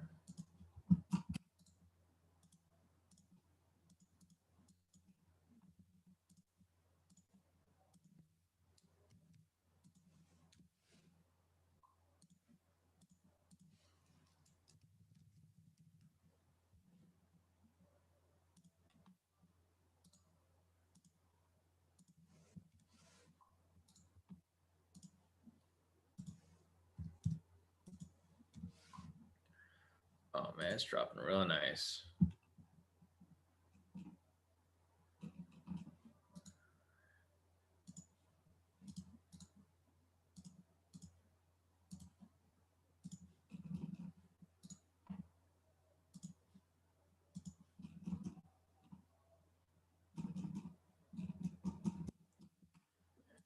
Everyone's profits looking great. Send this over to the chat. Oh,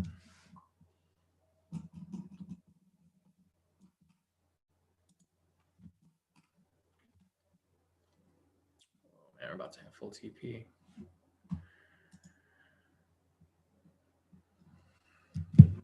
I'll just move my stop loss up a little bit.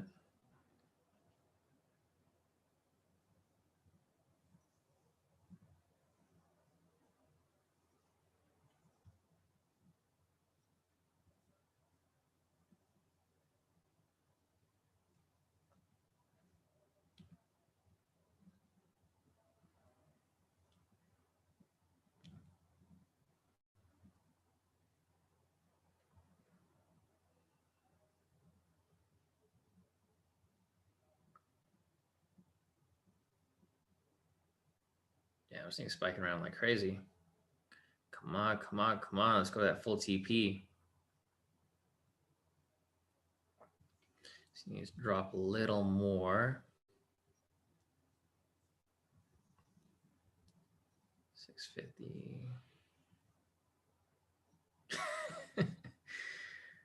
Oh, man. Okay, Aaron over here, copy my trades. Aaron, you in this? You in the webinar? Talking to Aaron right now in the DM. You guys haven't seen Aaron in a while, huh? Let's see.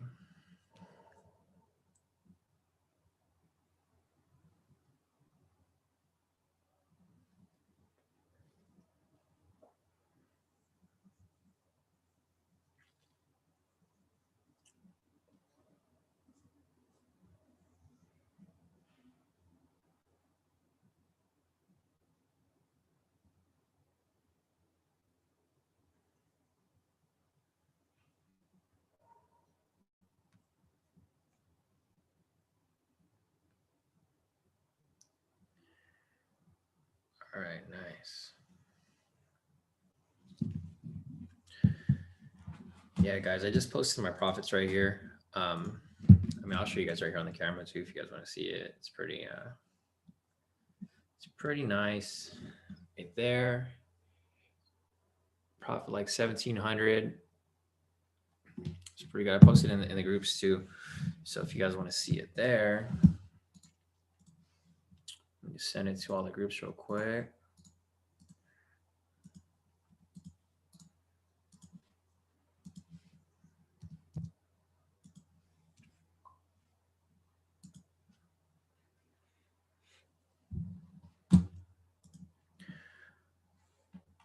Hey Spencer, I moved my stop loss and profit. I moved it to you can see my last post right there. I moved it to 290.60.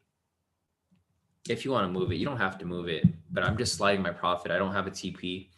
I'm just sliding it down as it continues to drop even further. Yeah, Jonathan said it's all about patience. I agree 100%.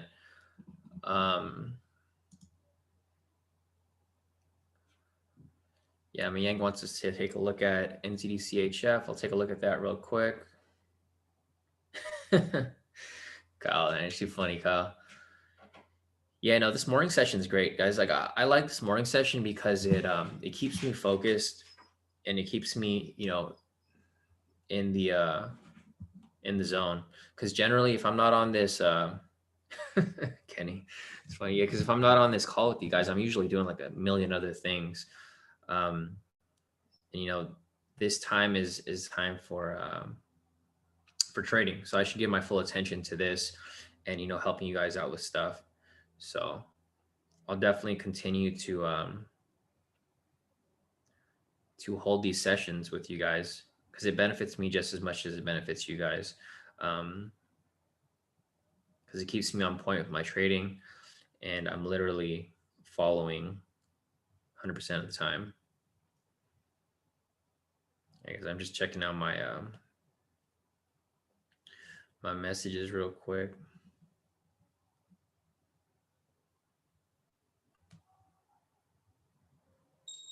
Whoo, full TP. Okay, there we go, guys. Ho, ho, ho. Ho, ho, ho. Man, that was nice. All right, I'm gonna keep following it.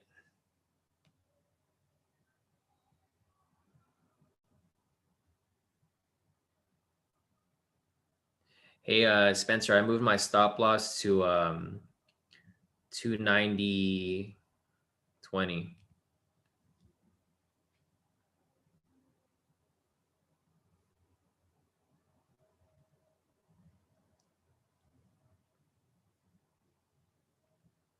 Up, and I got stopped out. That's cool. And that's cool.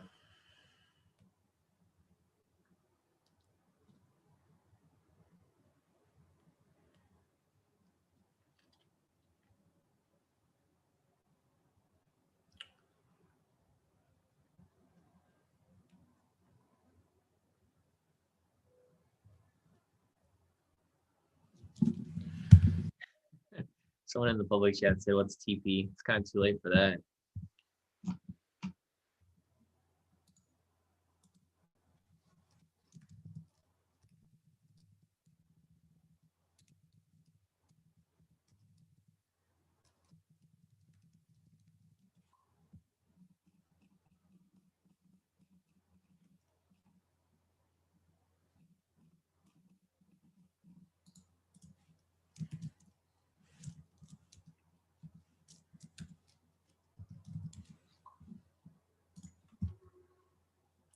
All right, let me post this up real quick so that I can.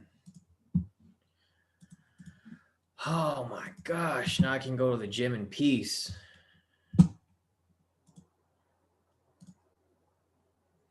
Oh, look at David over here. This pro. Everyone, close partial profits, write some momentum down. Yeah, no, I was trying to do that too, David, but I freaking put my stop loss too close. It's all good. I got stopped out with like about 2,000 in profit, which I'm happy with. I'll take it. Now I can go on with my day and not have to worry about my US 30 position because we already hit full TP, guys. All right, so we good with that. Let me, oh my God, look at that drop. David, look at that drop. Man, I should never put a freaking stop loss. It's all good. I don't care. We good. We good with that. Here, let me take another screenshot of this. Sheesh.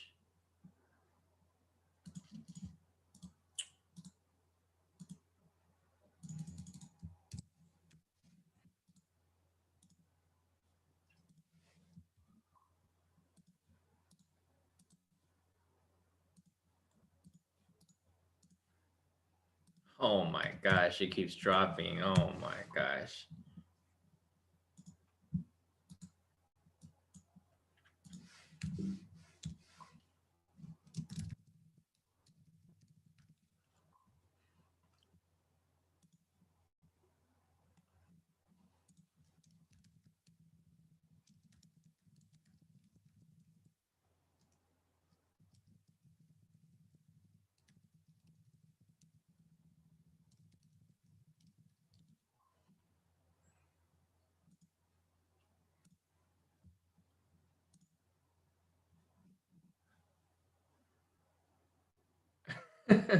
RX said, "Oh my God, I feel like I just made out." Oh, RX, you're a funny guy, dude. Yeah, hopefully you made a nice profit off that, RX, because, you know, we talked about this.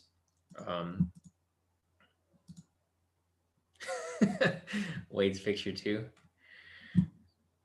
Oh, man. Oh my God, it keeps dropping even further. What a freaking profit right there, guys. Oh, man. Yeah, Super Sam, this is the daily entry. We only take that this entry once a day. You could trade more if you want, if you use the strategies, but I personally only give out one US 30 call a day.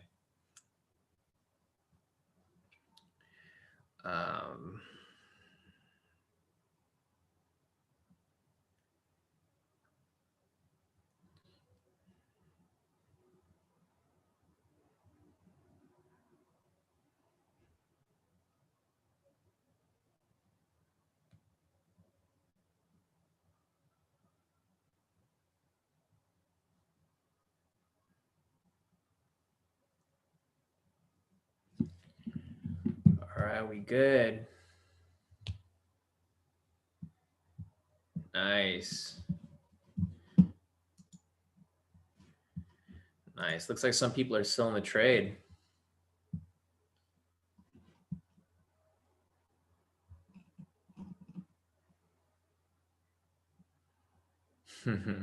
Yeah, Kenny, same here. I took the profit.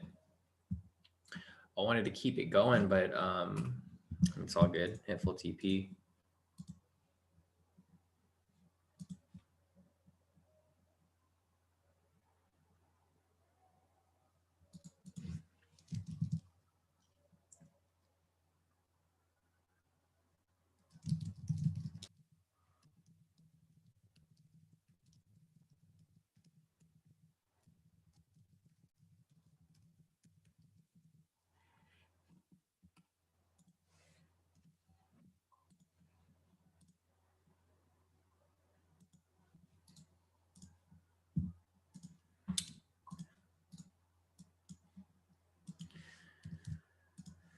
All right, let me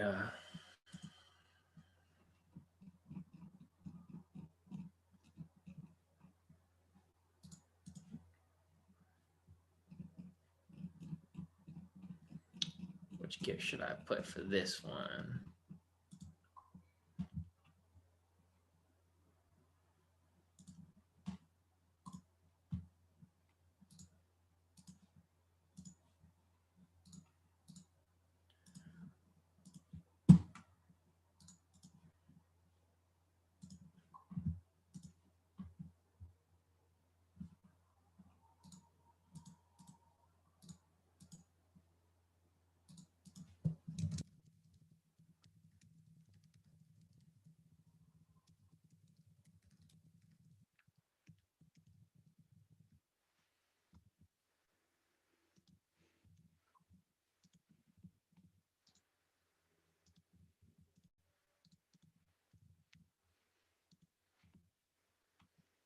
Nice. Everyone is killing it today, guys. Look at these profits.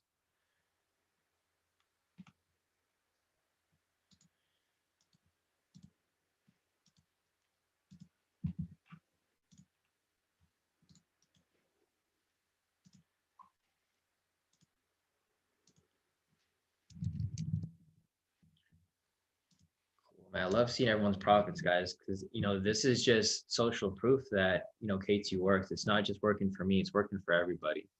So, just goes to show that we do what we do.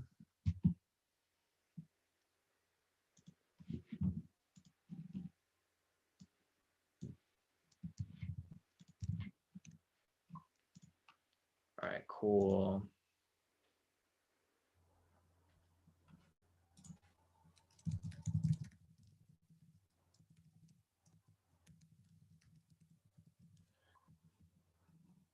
Well, so let me just finish this out right here.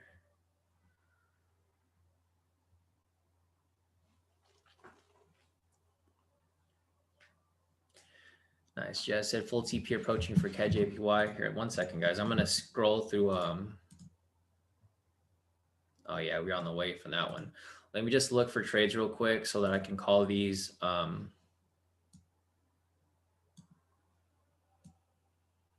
When this candle closes.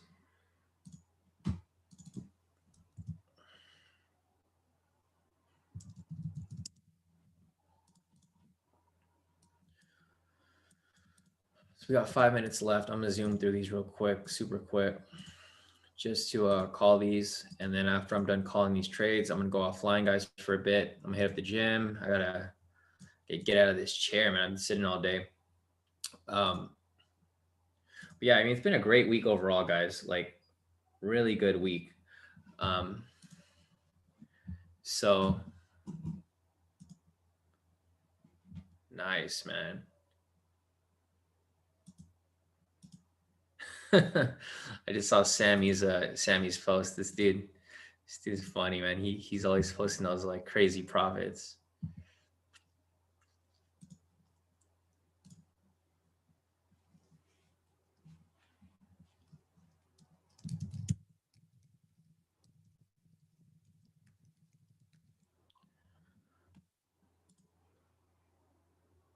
Nice.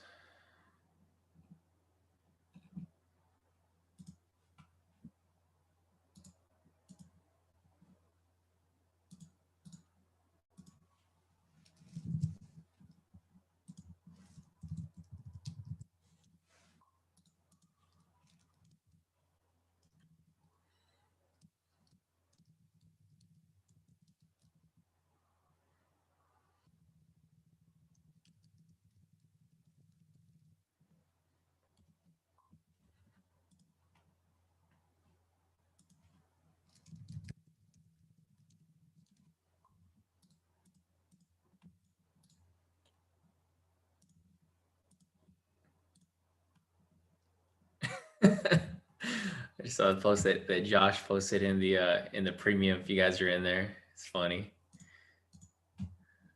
Oh man, it's hilarious.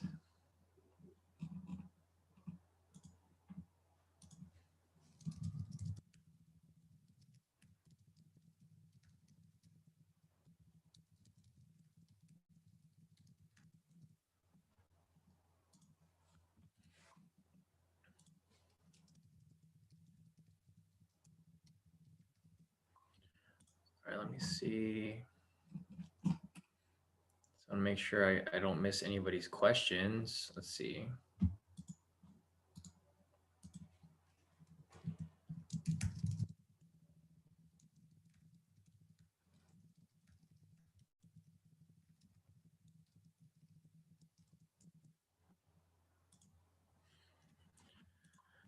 All right, guys, let me finish zooming through this real quick. I got 2 minutes left, so I gotta zoom through this really quick, actually. 50 pips. A few minutes. Okay, no more questions for me right now. I'll answer your guys' questions in a little bit if you guys are asking questions. I gotta focus on this real quick. GA.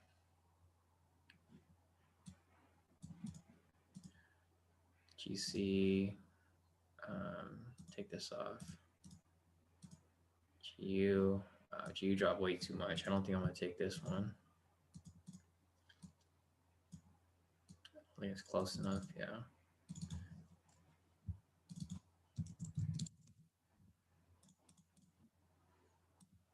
It's too risky.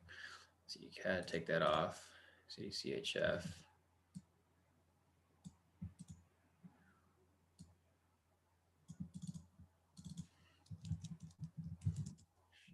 I got 18 seconds. 18 seconds to make these trades. So you guys can see how easily I went through the whole watch list and I picked out trades within like 1 minute. So if you guys learn the K2 strategies and you guys actually master it, you guys can do this too. It's not that hard. I do the same thing every single day. You guys see what I do, real time. There's no difference in what I do versus what you guys can do as well. So let's see, I'm going to call this trade right here. Alt CHF, move this over. So we got quite a bit of trades, guys, that are available right now. So let me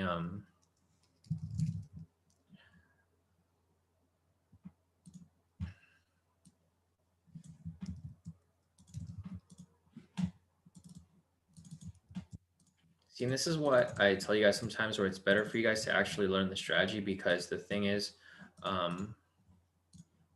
you guys will miss entries if you guys aren't fast enough with taking these trades. 13, let's see, 15, 36, 18. I was way off on that one.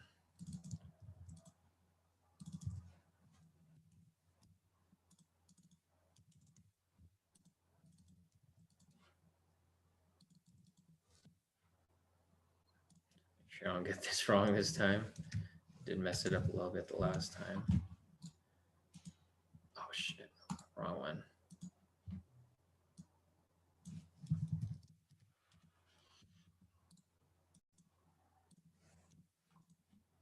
So I got odd CHF out. I don't know if you guys are gonna catch that, but let's see your JPY.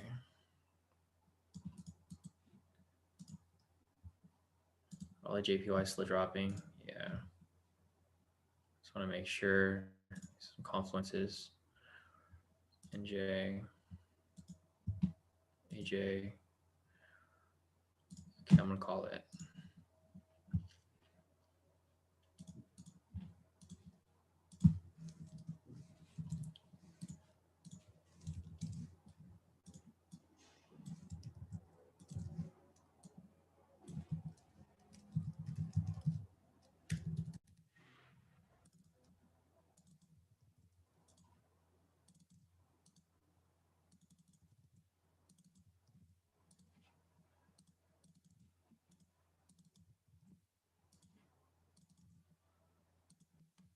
Pips.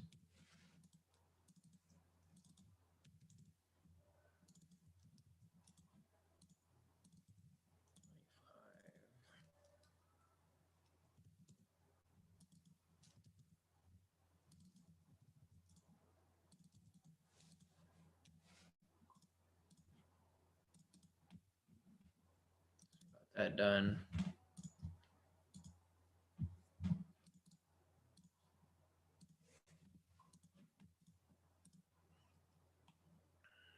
Your NZD, I'm not gonna call that, it's too close.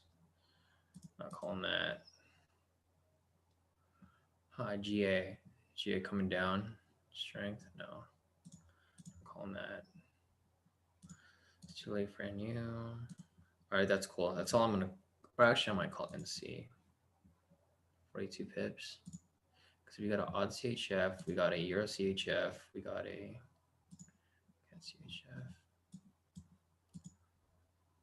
Just looking for the confluences, make sure that they're all going down.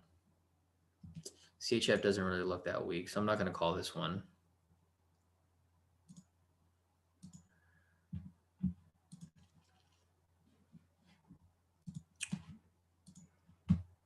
So I'm going to take this on my live account. Got to incorporate spread too, so I'm probably going to 45. Huh.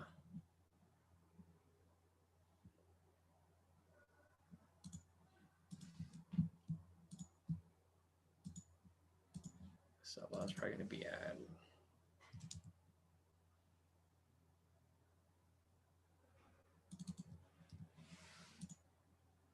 So it's got to incorporate the spread into mine. Shit, I don't have enough on this account.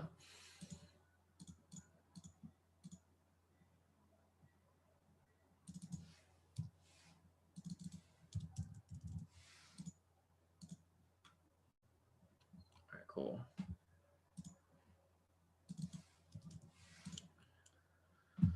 Just want to keep it a little tighter. So I have that right there. Don't do what I did, guys. I just I take these random calls that I already know about. I kind of pre-analyze them. All right, cool. So I think that's it for these. I'm gonna set up my alerts for these trades real quick.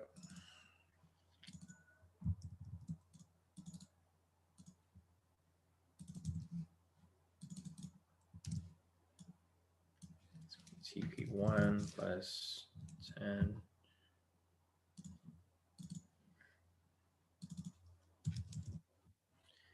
TP2.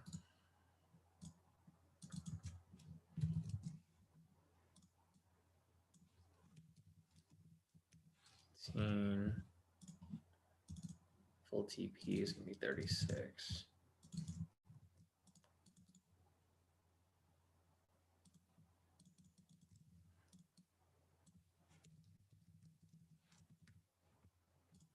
Yeah, so you guys can see right here, it's not that difficult to set up your trades. You know, I literally called all of those. I identified all those trades.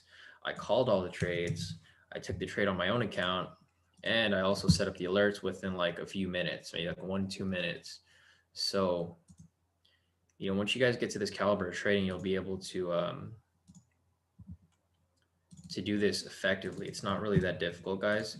A lot of people like to make it a lot more difficult than it really is, but it's not that hard, guys, at all. Like once you have a whole process down, like right here, I'm talking to you guys while I'm doing all this stuff. and I'm not making any mistakes. So once it becomes second nature to you guys will be able to pull this off like super easily.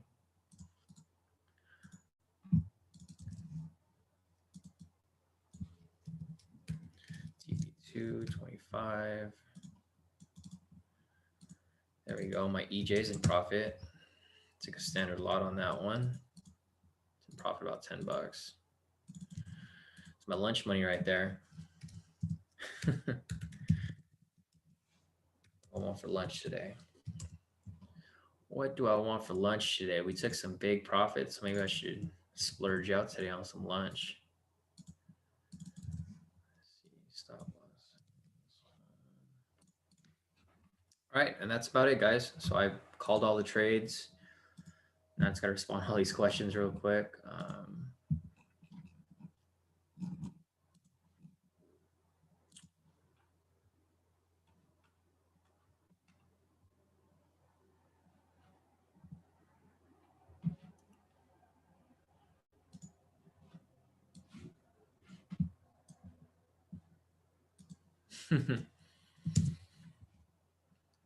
David, man, David, you funny guy.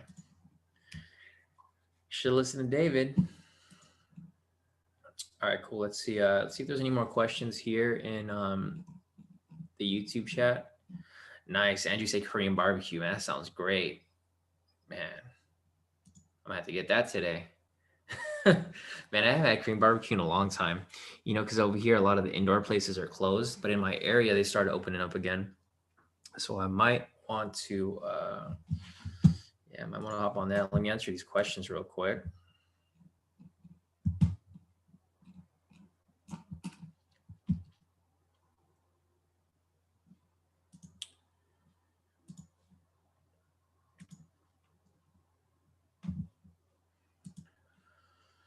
Just make sure everyone's stuff is here.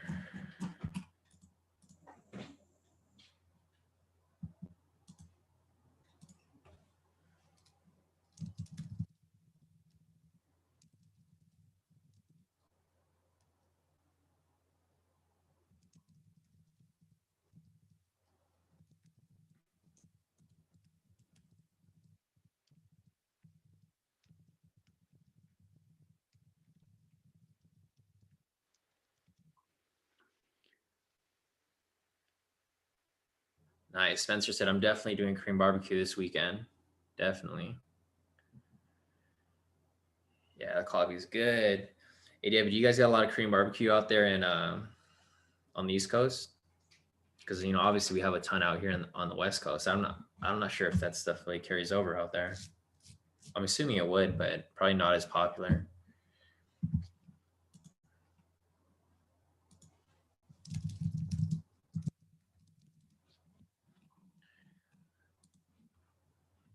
All right, Velocity. Sorry, I'm barely getting to your messages real quick. So let me see what Velocity said over here. Velocity said, same data feed, zoomed out, same entry, valid K2 signal. Yeah, mine is moving stop loss by 5 candles. Yours is moving.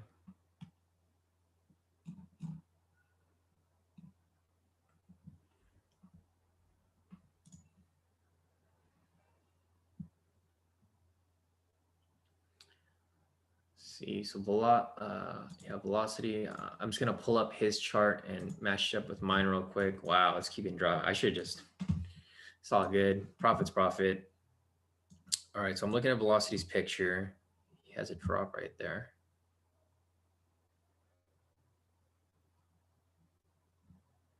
Just drop right there.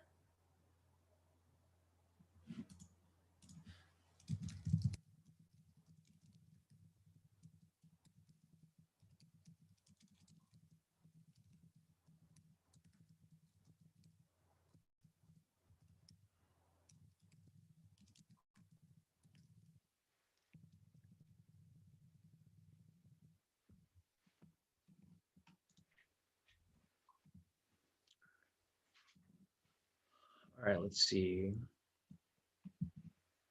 Nice. Spencer said that you guys got him in New York. That's cool.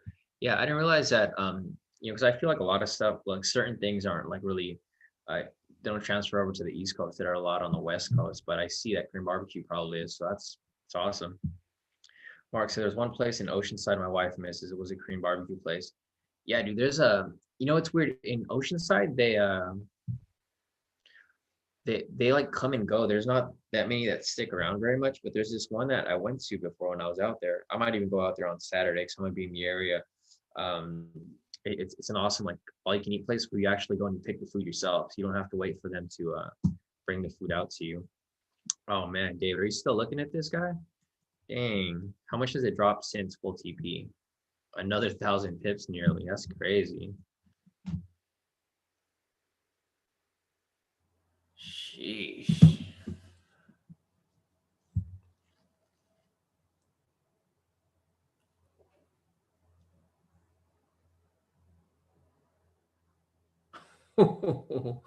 Dang, I took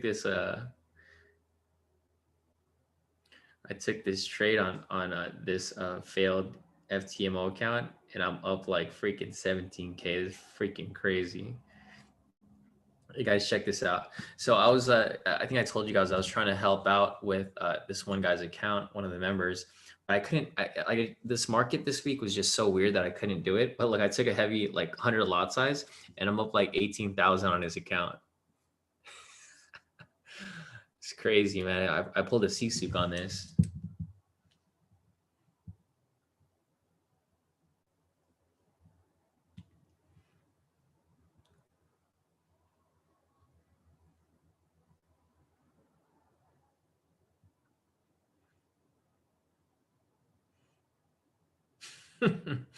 This is hilarious, dude. This would have brought his account back to life too. It's too funny. Let me send this in the group real quick.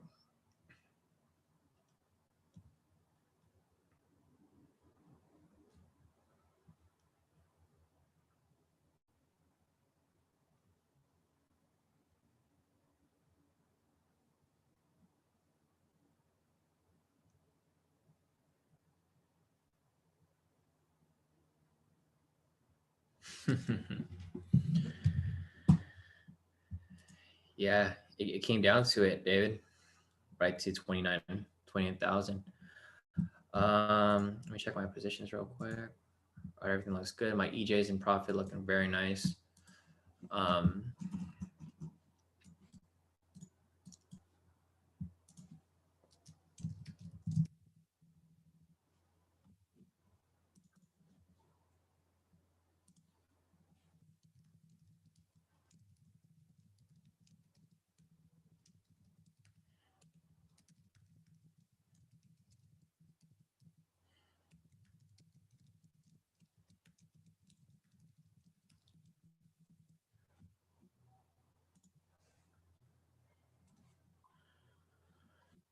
Looking good, looking good. Okay, so I think that's about it, guys. I think I pretty much covered as much as I needed to today.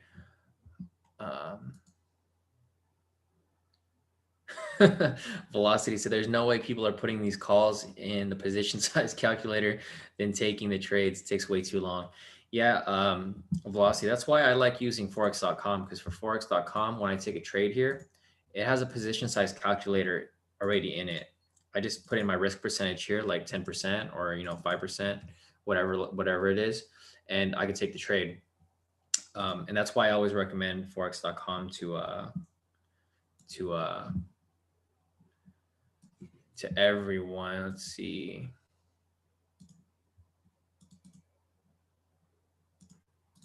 Nice. Mark's killing it, man.